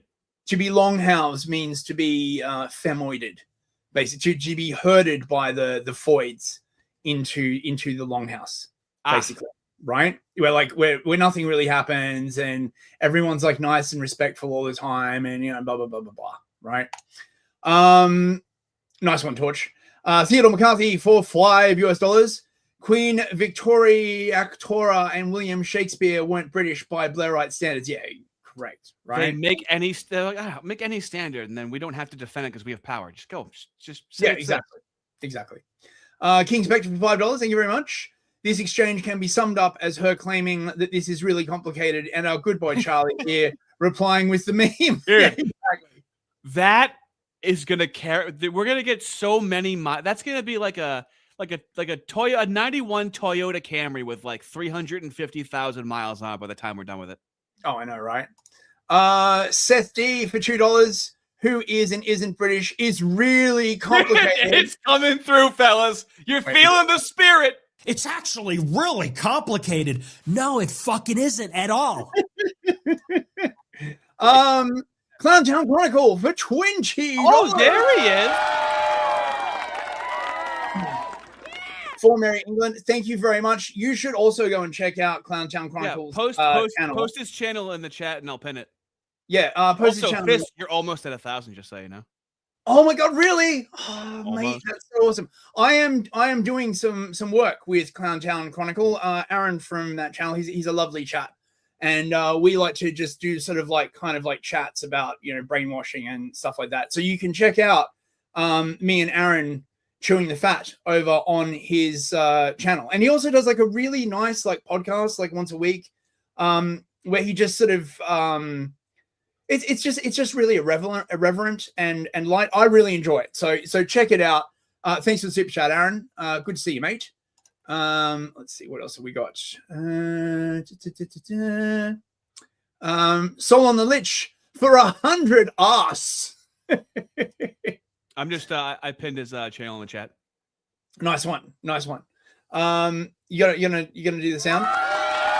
Yeah. Mr. Lich. Do you know where whites got that magic soil? You're right. They took it from Wakandan Kangs and SARS from Jijistan. They're coming to take back samples to revitalize their nations. This guy's giving you a run for your money with history right now. Watch out. Yeah, mate. Yeah, that's amazing. Thank you very much, Solon. King Spectre for $5. Snuggle gangs. Starmer bot sleeps. AI bot editing pictures to be naughty. Starmer bot enters kill mode. Yeah, exactly. Exactly. And King Spectre again for another $5. Thank you, mate. Hillary has convinced me I will no longer wear a seatbelt. Well, there you go, right? You can't fault logic like that, right? She lies about everything, okay? And Phoenician for $20. My baby boy! Thank you very much. Watching Mr. Lowe with great interest, Mr. Fist. Cynicism will not find me, and I will enjoy this hopium. Exactly. He gets it. Phoenician gets it, right? Yep. What does it do to be a doomer and just shoot it down? You have no control over it either way. Yeah. Well, like until I get to vote, well, I can't wait. My one vote is definitely going to determine the outcome. Oh, you're gonna make your special little social media post letting everyone know and giving yourself a star on your helmet. Oh, I will. Oh, I can't wait. I'm going to fucking virtue signal so hard. I'm going to be going around being like, I voted. Did you vote? Right, and then I mean, if people like don't care that you voted, then I mean they're against democracy. I mean that's right. A fundamental right we have in the West is to vote and look at how things are turning out. And unfortunately, we all voted for mass migration. No, we'll remember that for the next election to vote against it. I am actually in favor of increasing suffrage to include pets as well, right?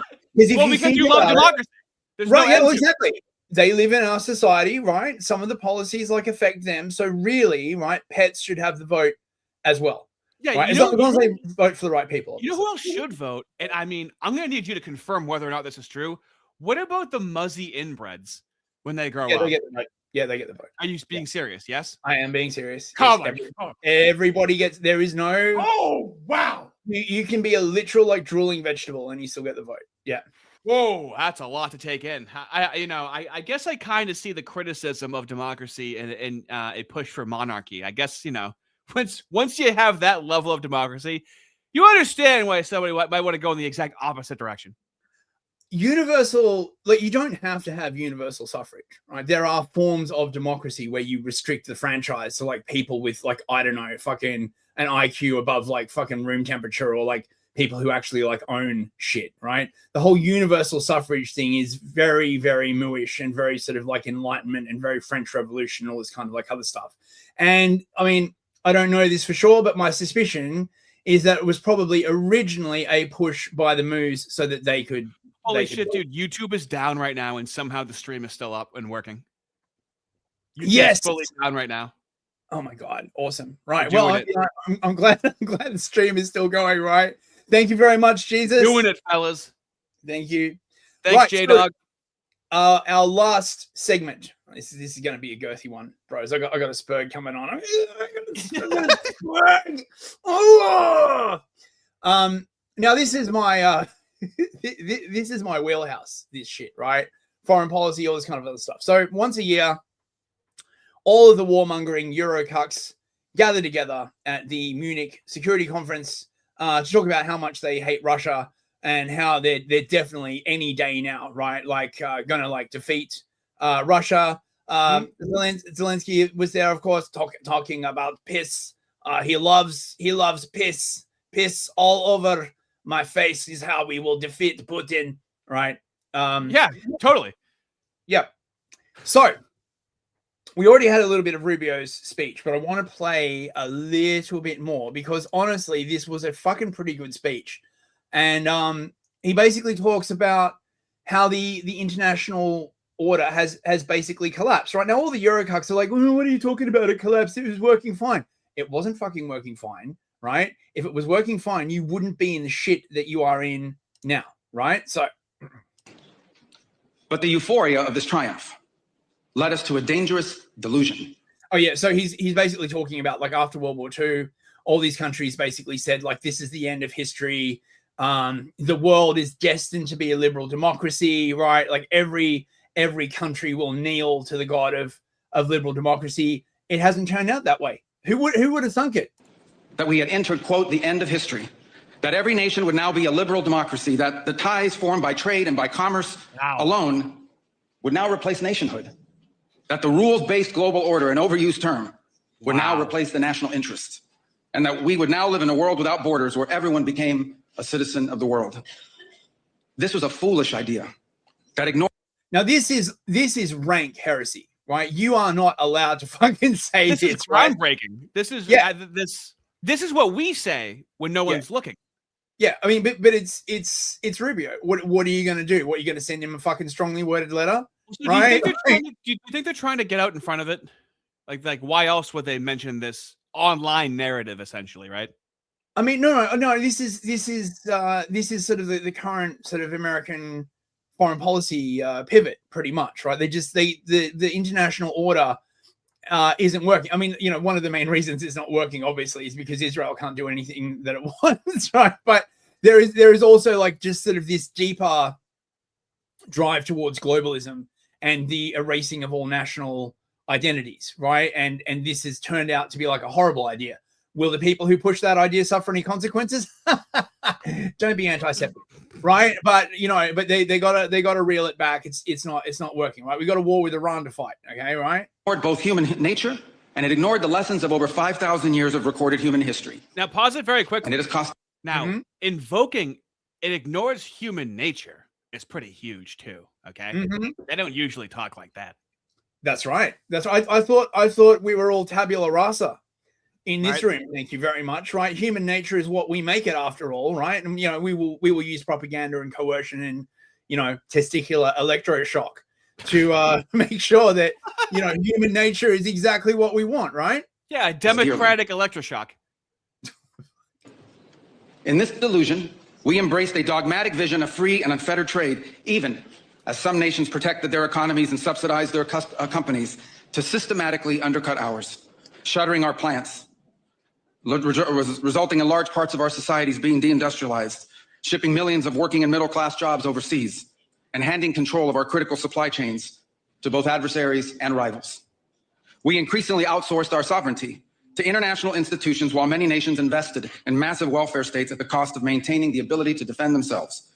This, even as other countries have invested in the most rapid military buildup in all of human history and have not hesitated to use hard power to pursue their own interests. Ooh. To appease a climate cult, we have imposed energy policies on ourselves that are impoverishing our people, even as our competitors exploit oil and coal and natural gas and anything else. They fucking hate it when the Americans say this, right? Well, he said climate cult. I mean, that is very... No, because it is so manifestly true, right? So the UK currently has the highest industrial energy prices in the entire fucking world, right? And the second highest household electricity prices in the entire fucking world, right? Why? Because we blew up all the fucking coal power plants. Under the guise of helping people, but it's really just to bring down the West as much as humanly possible. That's right. That's right. And the way they fucking sold it to people, right, is like, oh, right, oh my God, the climate, we're all going to die. And it's going to be so heckin' cheap, bros, right? It's bullshit. Dude, every year, if it's like really cold or really hot, they're like, see? Yeah. Climate change. Like, are you fucking retarded? Yeah. Ever since I was a kid, sometimes we get a lot of snow. Sometimes we don't get a lot of snow. This is not a new concept. It's so stupid. Their economies, but to use as leverage against our own. And in a pursuit of a world without borders, we opened our doors to an unprecedented wave of mass migration that threatens the cohesion of our societies, the continuity of our culture, and the future of our people. We made these mistakes together. And now, together, we owe it to our people to face those facts and to move forward, to rebuild. Under President Trump, the United States of America will once again take on the task of renewal and restoration, driven by a vision. Renewal and restoration. Seems like there's a bit of a meme going around to restore stuff, bros. Very concerning. Of a future as proud, as sovereign, and as vital as our civilization's past. And while we are prepared, if necessary, to do this alone, it is our preference and it is our hope to do this together with you, our friends here in Europe. Yeah, the Europeans aren't interested in that. But they're friends. But they're our friends. Europeans, and this, I mean, this is fucking crazy. Look at that guy's face. Yeah. Blink twice, buddy. I am very, very not pleased with what the Americans are saying. Don't you know that you are in Germany? And Germany is so much better than the United States. I am civilized, so all I will do is stare at the camera. Yeah, we have gun control and we have speech laws, right? Which means we are much more civilized than the Americans. Yeah, and that's why you're gonna get fucking invaded, you motherfuckers, right? Like, I'm so glad that we stopped everyone from owning guns. That's why you got no domestic arms industry, right? Like, For 5 centuries before the end of the Second World War, the West had been expanding. Its missionaries, its pilgrims, its soldiers, its explorers pouring out from its shores to cross oceans, settle new continents, build vast empires extending out across the globe. But in 1945, for the first time since the age of Columbus, it was contracting. Europe was in ruins. Half of it lived behind an iron curtain, and the rest looked like it would soon follow. The great Western empires had entered. I mean, this is a bit fucking rich, right? It was the Americans that did all of this, like, right? Like, it is a bit rich, right? Like, the Americans have been basically fucking controlling Europe for ages, and now they turn around and they're like, well, actually, but it is what it is, man. Into terminal decline, accelerated by godless communist revolutions and by anti-colonial uprisings that would transform the world and drape the red hammer and sickle across vast swaths of the map in the years to come. Against that backdrop, then as now, many came to believe that the West's age of dominance had come to an end. and that our future was destined to be a faint and feeble echo of our past. But together, our predecessors recognized that decline was a choice, and it was a choice they refused to make. This is what we did together once before, and this is what President Trump and the United States want to do again now, together with you. And this is why we do not want our allies to be weak, because that makes us weaker. We want allies who can defend themselves so that no adversary will ever be tempted to test our collective strength. This is why we do not want our allies to be shackled by guilt and shame. We want allies who are proud of their culture and of their heritage, who understand that we are heirs to the same great and noble civilization, and who together with us are willing and able to defend it. No, actually, that is not true. Americans are very, very stinky. I know, because once I went to Los Angeles and I did not like it. Yes, they don't even have the beer vending machine where they work. Also, I should correct, right? Like when I say it was the Americans controlling Europe, you know what I mean, right? I don't mean like the Americans. I mean the brackets. Americans. Well, I mean, what percentage Mooish are they? I mean, there's a discussion to be had there that we'll leave for a later date, but yeah, about like 2% of the Americans, basically, right? Okay, so he's also ragging on the United Nations. The Eurocucks are not going to like that. I love the United Nations. Yeah, it's so democratic. Yeah, so much multilateralism. Yeah. The United Nations still has tremendous potential to be a tool for good in the world, but we cannot ignore. Oh, dude, pause it. They still have tremendous potential, implying that they're not doing. They still he's using the moo tactic. You have so much potential to do so much good, right? Yeah. Ooh. Yeah. Well, this is the thing, right? The United Nations and attached organizations were meant to be set up by and run by the West for their interest, right? And now the Chinese have made very, very significant headway, as have like Middle Eastern countries, right, in controlling the UN, and that's just not going to fly, basically. Nothing matters before us. It has no answers and has played virtually no role. It could not solve the war in Gaza. Instead, it was American leadership that freed captives from barbarians and brought about a fragile truce. It has not solved the war in Ukraine. It took American leadership in partnership with many of the countries here today just to bring the two sides to the table in search of a still elusive peace. It was powerless. Yes, peace is very elusive. As long as Putin is alive, I will be denied my rightful peace. So fucking Starmer's trying to fucking be a player. Like, oh my, like when I like watch this, pretty smooth. He's a smooth operator, right? Don't discount him. I'm sure he'll be able to take himself out.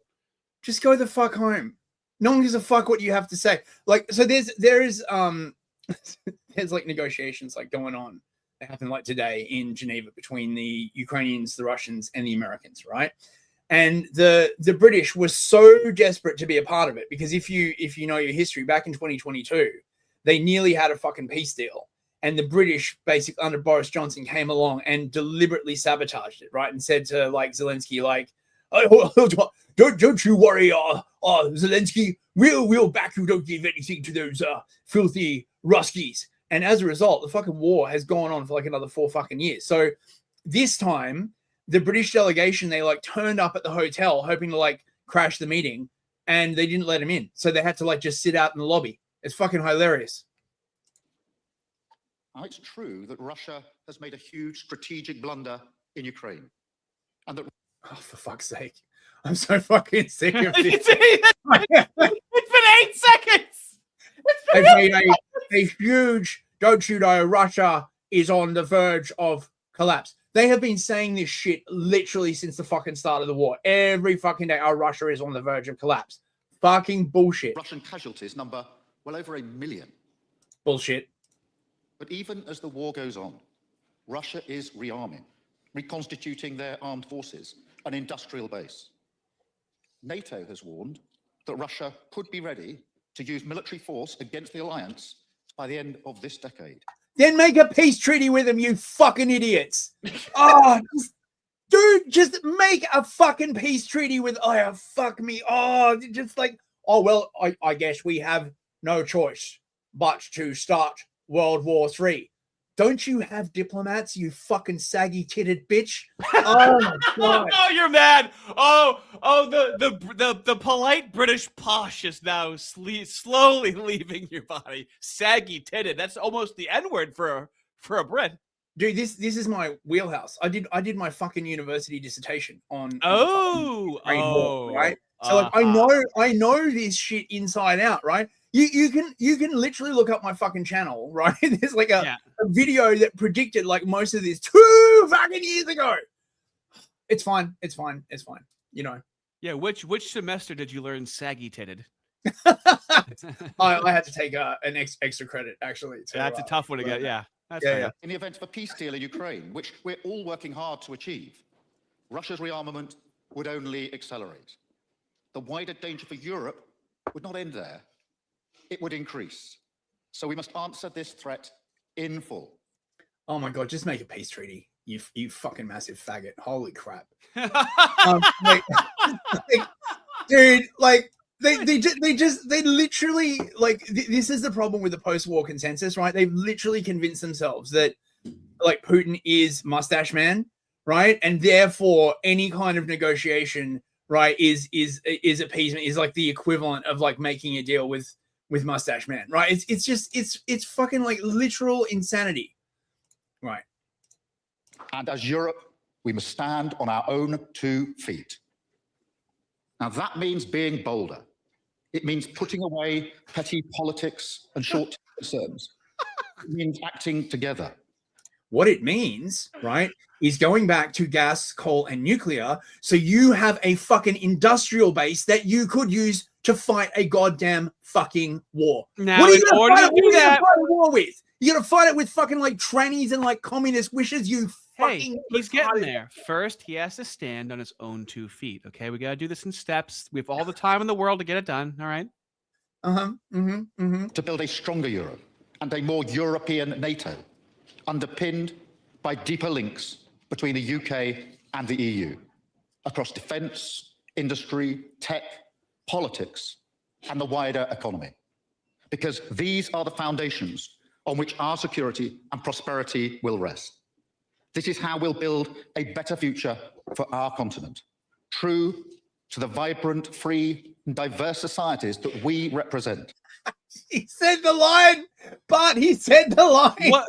I'm sorry, I'm confused. Are we in like 2021 right now? He's still, is he still wearing like low-rise jeans? Is he still wearing like bell bottoms? What other fads is he still doing right now that are completely played out?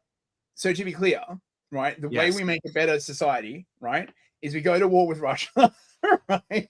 We like fucking ramp up defense spending, but we don't change like our energy system, so there's like any chance that you could actually like prosecute like a war, right? And then like ... profit. Yeah, the step 2 is real tough for them. That's right. Showing that people who look different to each other can live peacefully. He can't. I mean, the thing that really gets me, right, is like this never applies to the Russians, right? Like, you know, Russians are a different people, right? They're a part of a diverse world. Why don't you try and get along with them? You know, oh no, not the Russians. We hate them. We can be as racist as we want towards the Russians because of Putin. Oh my God. Together. That this isn't against the tenor of our times. Rather, it's what makes us strong, as we're prepared to defend it with everything that we have. We will defend the great gangs with every ounce of British steel that we can no longer make. Now, we are not the Britain of the Brexit years anymore. I'm sorry, hold on. What happened with Brexit? There was a vote, and then what happened? Was it fulfilled? No. So there was a vote, and democracy. Wait a minute. They slow rolled it, and they didn't remove any of the laws that we'd been forced to adopt by the EU, and now we're basically rejoining. So we'll have to suffer under all of the laws without any of the input. Awesome. How does that never come up with the whole democracy frogging? Well, you know, I mean, come on, right? Like, it's there's low-hanging fruit. There's democracy and there's our democracy. Right. I think you're getting a bit confused, mate. We're not in the club, are we? Let me down easy. Are we in the club? I'm afraid not, mate. Boy. Right, we can make our own club. Oh, my mother. Oh, boy. We can make our own club with, well, not with hookers and blackjack. Yeah, and no girls. Yeah, with like the liturgy and racism. As we know,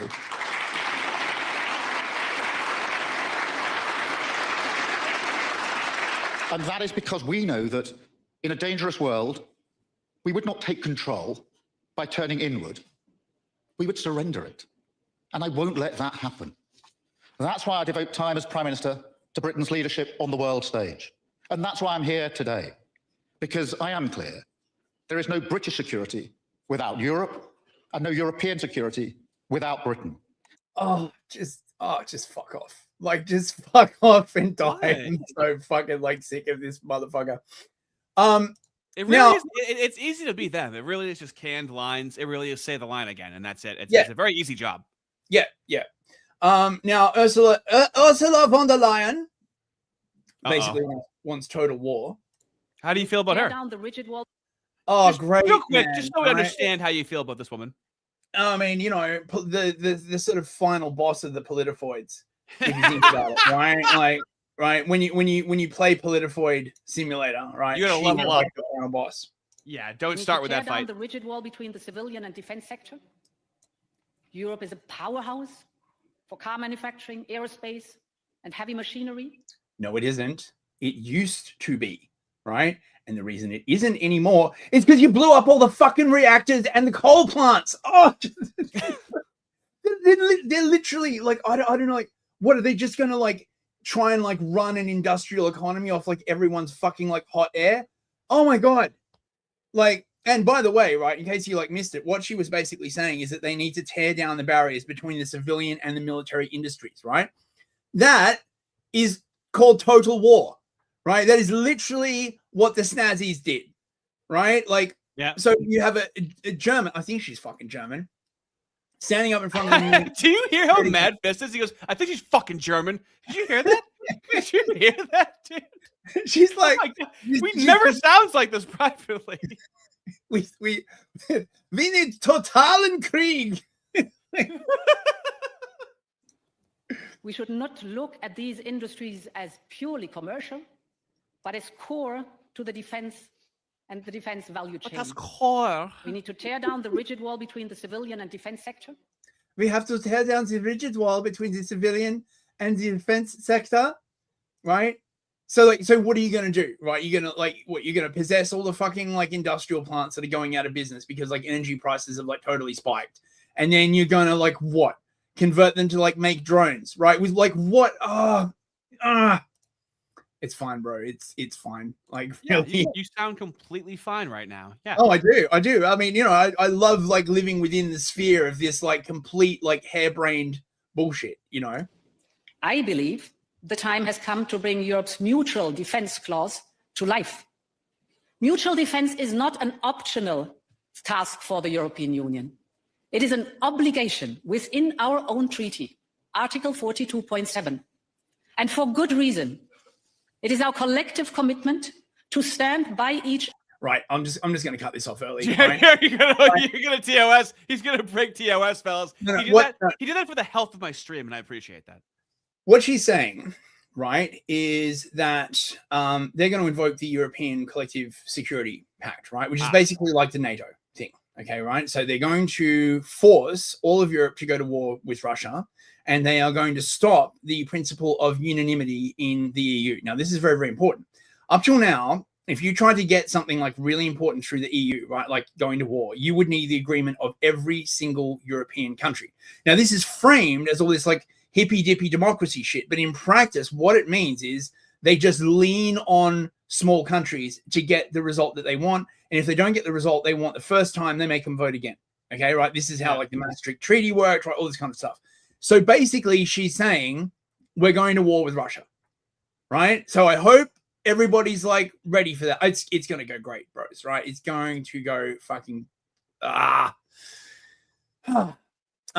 wait, what else have I got? So we got Hill Dog. At Hill Dog in the morning. She's Hill Dogging it hard. I can't believe she said this, bros. My things have been shattered. Hey, she said some things. We said some things. Okay, let's do a clean slate over here. Yeah, he came. He saw. We died. We ate tacos. You know. Right? I think we need to call it for what it is. Secretary There is a Clinton. legitimate reason to have a debate about things like migration. It went too far. It's been disruptive. Oh, you're going to have a debate? Right. Not do anything about it. Right? But we can have a debate, right? As long as that debate doesn't actually, result in anything. And destabilizing, and it needs to be fixed in a humane way with secure borders that don't torture and kill people. I think we need to... Yeah, no. It doesn't kill and torture the migrants. You can kill and torture the whites as much as you want, right? I'm so glad she made that point, right? Okay, so we got more Hillary. I mean, this is quite funny. The Czech deputy PM is coming out, and he's like, maybe you shouldn't just throw the word fascist around. Hillary was not pleased by this. These points. Well, first, I think we should try to learn to listen to each other and not to label the ideological opponent as the public enemy. We are here on the West, and let's respect ourselves in the differences we have. So I don't really like such a labeling as fascist. I think it's there are fascists in the world. Well, maybe there are, but including in Europe. I think there are. It ended some 70 or 80 years ago. No, it hasn't. Oh, heresy detected, bros. Heresy detected. This is something I don't really like. That every day, every time I hear labeling someone as fascist or Nazist or whatever, I think we should calm down, because this is dividing the society. We are maybe you are smart people. I'm not as smart as you, but so we should try to learn to talk to each other again, because this is something that went too far. I don't want to talk about the Ukraine, because it's the whole day talks, important talks. I listened to President Zelensky, what he's saying, and he's got the horrible position. I'm not sure if Ukraine is able to use the military to beat Russia. That would be perfect. That would be perfect. But I think we should be realistic. So the first should be the ceasefire. I don't know how to make it. I think that they just can't say it. Ukrainians can't beat the Russians. Right? They just can't. They don't have the fucking industrial capacity. They don't have the fucking interceptors. Right? They can't. Right? Oh God. Okay. So of course we have Volodymyr Zelensky. He has come to talk about peace and spit. Today, the people of Iran expect from the world what we in Ukraine needed on February 24th, when the Russian invasion began. Oh boy. Unity, determination, and speed. You Did saw that you need determination and spit? And spit. You said determination and sometimes after I do a very big line of cocaine, I like to spit. Of course, speed. Speed. Of course. In support. And regimes like the one in Iran must not be given time. When they have time, they only kill more. They must be stopped immediately. And this is exactly what should have happened with the Ayatollah after all the wars his regime unleashed and all the lives it took. Today. So yeah, of course he's for the war in Iran. He's part of the network, right? Yes, he's trying to say spirit, I believe. Okay, so let's see what else have we got. He's still banging on about Russia, of course. Let's not close our eyes to the problem. And Russia still has accomplices, regimes like North Korea, and companies across the globe, many of them from China, that bypass sanctions and provide components for Russian weapons, Russian missiles. On top of that, Putin still has guarantees of financial stability. A large part of those guarantees lies here in Europe, in European seas. I mean, Russia. Yeah, because we need the oil and gas. Yeah, it seems to be a power, reoccurring theme with right? you.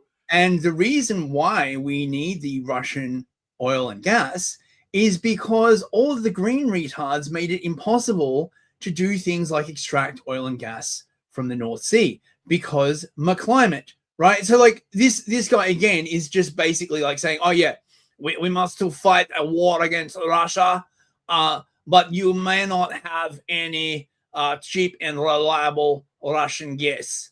Like, where the fuck do they think this fucking, like, this gas is going to come from, right? You cannot run an industrial economy, war economy of solar power, right? You can't fucking do it. Oh my God. It's just energy, dude. Calm down. Oh, Jesus Christ. You need like, you need actually like really high amounts of energy to run steel forges, right? This is why like all the electric arc steel forges in Europe are like shutting down, because wind and power does not give the intensity of electricity that you need to run a fucking arc furnace. You can't burn it quick enough. You can't utilize it quick enough. The output. Yeah. It's insane. And of course, you could run those steel plants off coal, but oh no, we cannot do this because coal is dirty and full of piss.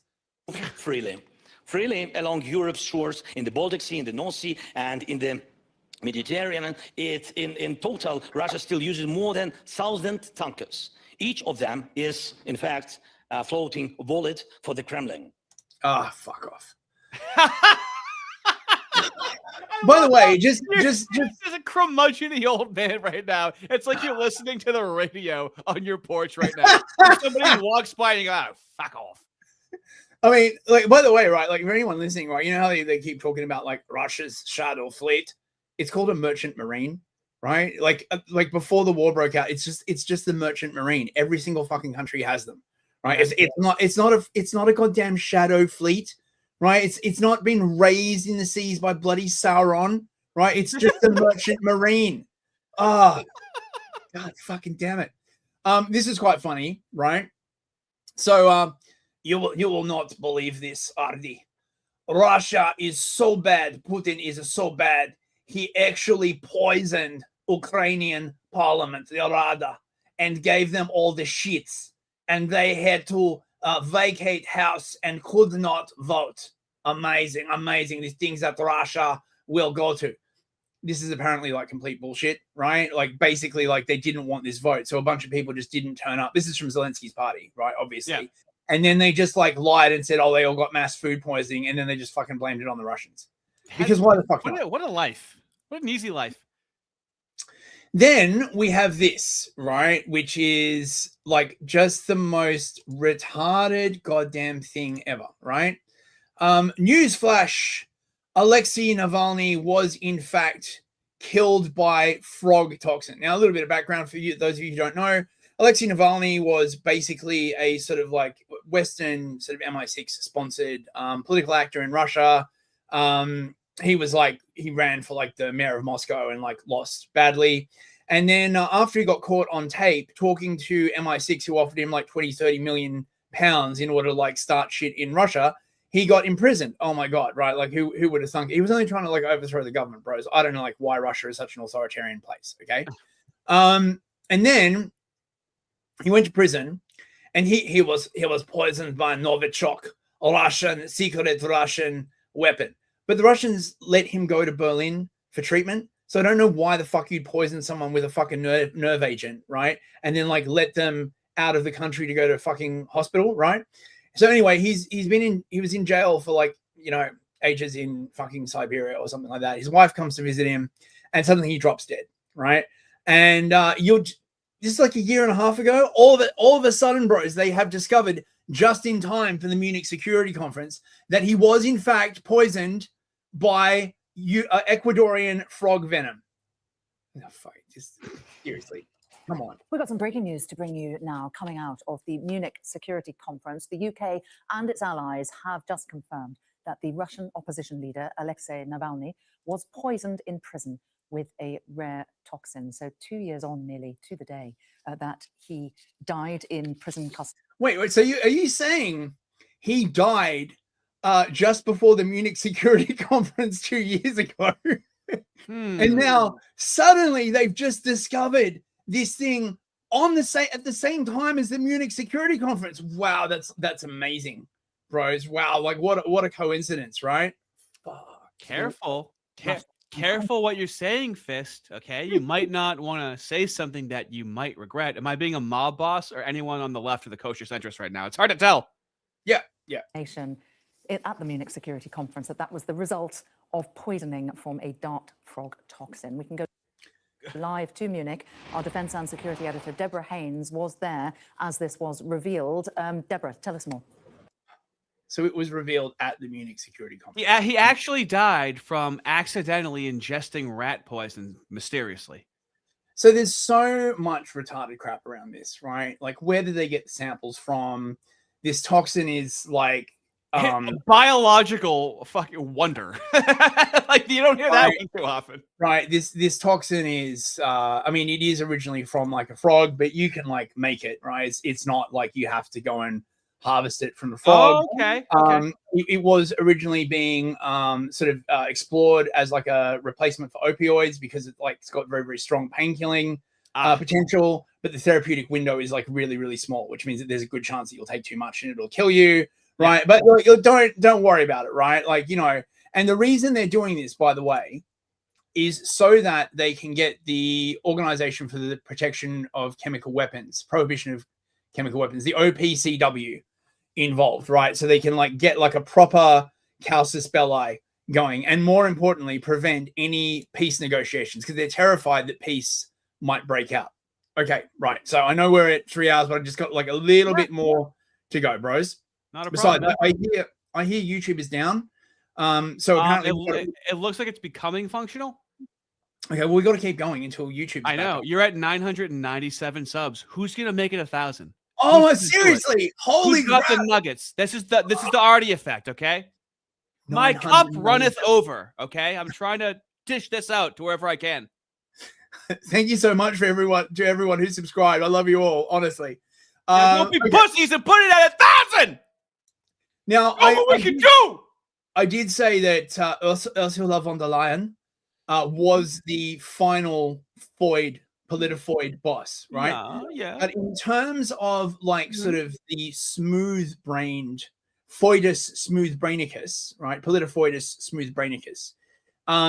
This bitch, Kaja Kallas, must absolutely take the cake. She is effectively now like the EU's defense minister, and holy crap, is she stupid? Like legit, right? She's like approaching AOC levels of stupidity, right? Like just listen to this shit. But let's be clear-eyed about Russia. Russia is no superpower. After more than a decade of a conflict, including 4 years of full-scale war in Ukraine, Russia has barely advanced beyond the 2014 lines.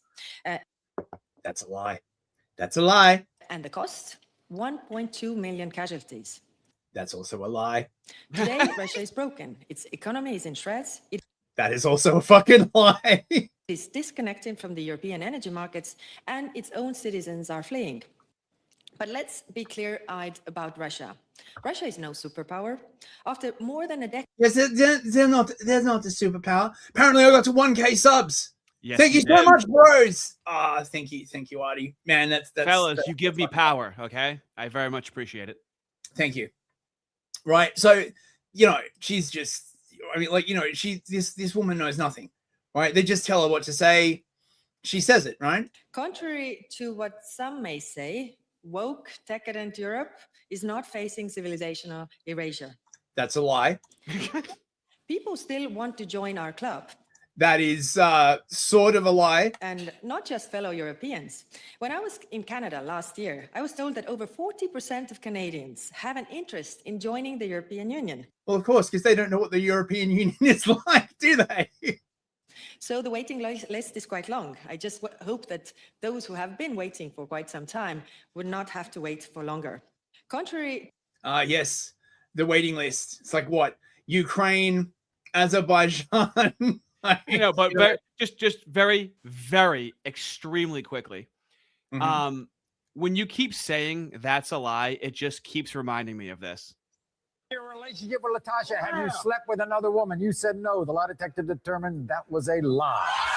And so usually on that show, they go through a list of things, and the lie detector goes, "That's a lie. That's a lie." And then the black does a very jungle-inspired dance. I'm sorry. Please continue. Okay, so just to give you an idea of the kind of like this is the pomposity of the Eurocuck.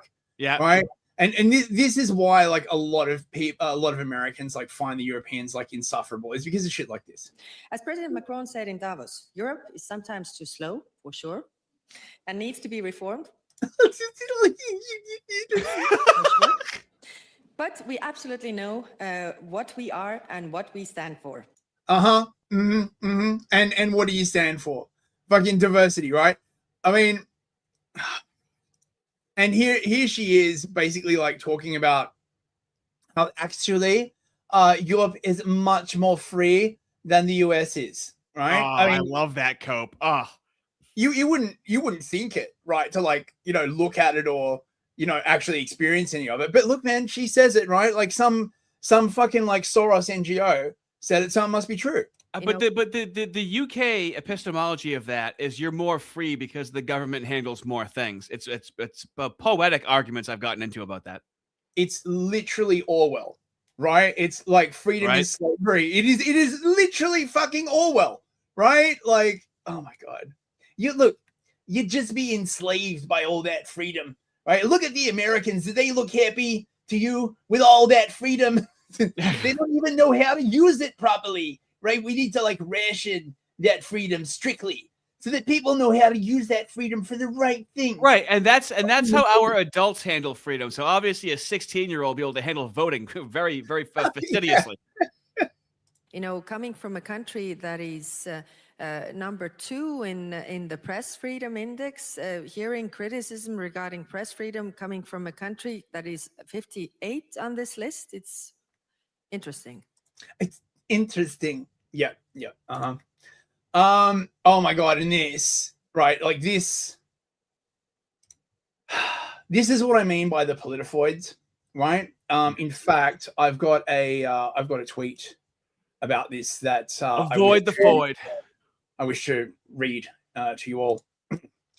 The rise of the politifoid is a recent and dangerous phenomenon. They are not given to the kind of cold and hard calculations that are needed for warfare. They are entirely vibes-based. To them, life is a Marvel movie and they are the good guys. For our own survival, we must remove the politifoids. And this is the thing I'm fucking referencing by that. Wait, hang on. Let me speed it up. There we go. To conclude, we hear the call to action, Europeans assemble, and let me take more inspiration from the Marvel universe. Here. Oh my God. Wait a minute. She's actually invoking the Marvel universe. Is actually now, fellas. It's a very small tweak, a small difference, but this is how it goes. This is why comedy is important. As a goof, funny. As a reality, violating human rights. Okay. As a goof, it's kind of funny, but as a reality, it's terrifying. You are literally the head of European defense policy, and your plan is to invoke the Marvel universe on the global stage. On the global stage. More inspiration from the Marvel universe. Heroes are made by the paths they choose, not the powers that they are graced with. Europe's path is clear: defend Europe, secure our neighborhood, and build partnerships across the globe. Thank you. With what army? Right? Like this is my point, right? They just exist like in this like space of vibes, right? Because they are the heckin' wholesome Avengers, they can't possibly lose, right? You don't need industrial policy, right? You don't need fucking like cheap and abundant energy. You don't need like steel or oil or blood or treasure. All you need is vibes. You just need the right vibes. Oh, just fuck. Like, you know, this bitch is going to get millions of fucking people killed. And don't forget, like, number go up and number go up. GDP go up. Wait, hang on. My God, I've got 1K subscribers. Wait, yeah, I gotta show this off. Thank you so much, bros. Yeah. I really appreciate it. Check out Fistery. I'm sure you'll enjoy it. I'm getting like really good feedback on on this series. Well, So no one else is tackling that history in such a lighthearted and interesting way. Right. So that's the end of my girthy package. The meaty tail end. Oh, of it. terrific. Right. We better do some super chats. Soup it up. Yep. I'm just looking at where I might send the fellas right now. I'm seeing who else is streaming. Well, if YouTube's been having problems, is it all fixed now? I gotta go for it. Yeah. Theodore McCarthy for $5. Thank you, mate. Hereditary aristocracy is the most common and stable form of government in human history. Agreed. Aramaic Discourse for $5. Like it. The I-Vucid stickers they hand out at election centers always reminded me of the special stars I got for being a good boy at school. Yeah, remember when they were giving out like jelly beans and donuts and Shake Shack to get the vaccine? Yeah.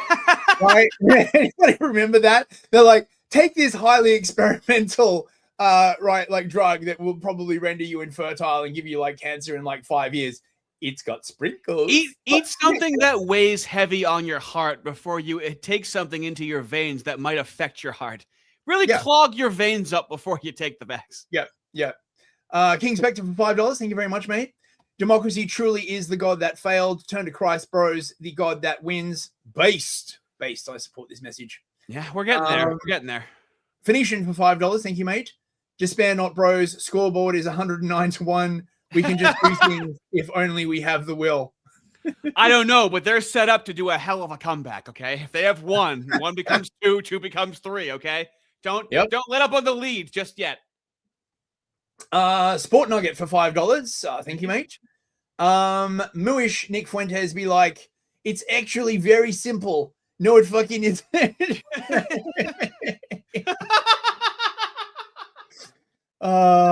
you very much. Deadpool Kid for $5. I think I felt a disturbance through the cosmos. If I didn't know better, I'd say Fist was pissed. Yeah. Oh, that's a dude. And he tries to just say it through his teeth. You know when someone's mad and they're trying to smile, and so their teeth never come apart, Oh God. Bill Clinton's Skin for €2. Thank you, mate. Since Starmer to 3 year Dagestan and forget. Yeah. I think he'd come back a changed man, but he'd probably like get a lot of butt sex, and I hear he's like really into that. So I mean, right, like swings and roundabouts. Leaf Man with the frying pan for $2. Thank you, mate. Peace isn't an option because a man lied 80 years ago. Tell him he's wrong. Tell him he's wrong right now. Double Mumble for $2. Hey, I had to leave for 20 minutes. Can you redo it? Why? Why do you do that? It's such a bizarre thing to do. I'm afraid I can't double mumble. My blood pressure will not countenance. Yeah, hold on. YouTube messed up. Can you do that whole rant over again? That last hour. Can you do that again, please? Fuck off. Isaac for $5. Thank you very much. Remember that democracy is just a demon in disguise. What is that? Is that a tissue box? Candle demon? Another guy in disguise. The mustache glasses. Of course, it is our friends, the politifoids, the bears, and the noirs who are eating us alive with tissue boxes. You're way better at that than I am. I had to do that without you the other night, okay? Dumpster fires. I don't know what that last emoji. What do you think Isaac sounds like? Have you heard him speak? I haven't. He speaks just like me and you. I thought he was foreign. But the Hard R stream, he came up and talked to him like, you're so normal. Why the fuck do you type? Right. Okay. So Master Shake says apparently it's a ballot box. So democracy is just a demon in disguise. Voting, demonic moves. Of course, it is our friends, the politifoids, the bears, and the Inwars eating us alive with democracy. Thank you. See, there we go. Deciphered. Nice and easy. Nice and easy. The fellowship. Deadpool Kid for $5. Okay. Democracy, a world run by women and effeminate men. Send help. Yeah, for real. I mean, it's yeah. King Spectre for $5. Thank you, mate. Thank you. Hillary continues to convince me. She's very persuasive. I agree. Migration is bad. How novel. Hey, this is why she should have been president. Where else Yeah. gonna get that kind of hot take from? She's going to run again in 28. I'm sure. No, of it. no way. I reckon. I'm getting that. I'm getting that vibe, mate. Right? Like She's it'd been be incubating this entire time. It'd be funny if she did. Lead man with the frying pan for $2. Thank you. Zelensky Haktua. Putin Viceland. He spit. Spit. That's just how we do it. We spit. The power of piss and spit. Yeah. Piss. We need piss and spit. Wesley Phone became a member. Nice to, to I see well, you. he's And been a member for 2 months. One man just member for yes. 2 months. I'm alive. I blackpilled a bit, read the files, but I remembered that's what they want. Love me, fellas. Simple as. What I'm Good to see you. talking about, my dude. Thank you so much. Don't blackpill, Magus. It's all going to come out in the wash, mate. The Great Slayer for $2. Deciphering racist hieroglyphics in chat. That's what we do, baby. The kind of community that I've built for myself that I can never explain to my own mother. Okay. She just And wouldn't. Master Shake for $5. Thank you, mate. Thank you, bud. Mate, I love that profile picture. Holy shit. Democracy is 2 moose and a child voting on the age of consent. When instead of the wolves and sheep go what's for dinner? Yeah. Democracy is 2 wolves and a sheep deciding what's for dinner. Yeah, exactly. That's great. That's high level. And that's the super chats. We're done. We're done, mate. Oh, you're terrific. Fellas, don't forget to also make someone else. You've already made Fist Day. Make someone else's day. Clowntown Chronicles is in the pinned in the chat. He's had Fist on a couple of times. So if you like Fist, there's a good chance you'll also like what he's talking about. And you know, me and Fist never just sit there and have a conversation, right? So it's interesting. The you know, you get to see Fist in a different habitat, right?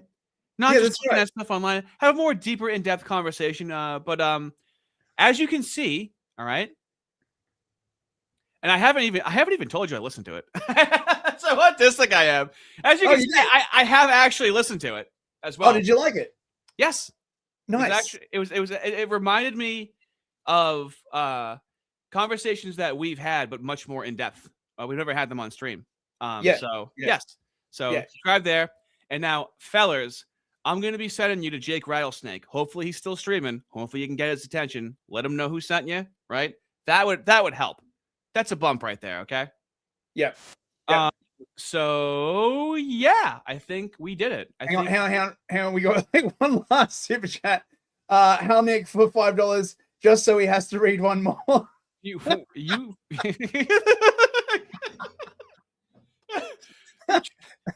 Thanks very much. I'm doing a thing over here, and I guess that's the point of it. But oh my god, fellas, thank you so much for hanging out. Yep. Let Jake Rattlesnake know who sent you, and I don't even have to tell you guys how to behave or what to do. Just be yourselves, okay? I've seen when I've sent you to Rob Knorr, you really made me look very generous, and really, you know, the community is a great representation of itself. So very much appreciated. Yeah, we have the best fellas. Thanks so much for coming, everyone. Thank you for everyone who super chatted. God bless you all, and we'll see you on Friday. And and thank you so much for getting me to 1,000 subs. That was so epic. Thank you. Have a good night, fellas. Good night, fellas. Best.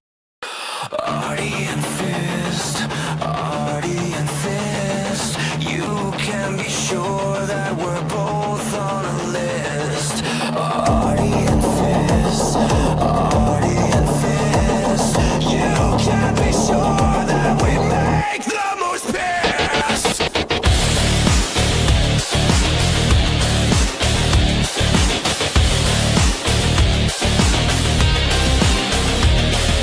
Streaming through history, uncovering mysteries as to why the whites are living in misery. We keep the audience salivating as we continue navigating through centuries of adventures of the ever evolving small hat wizardry.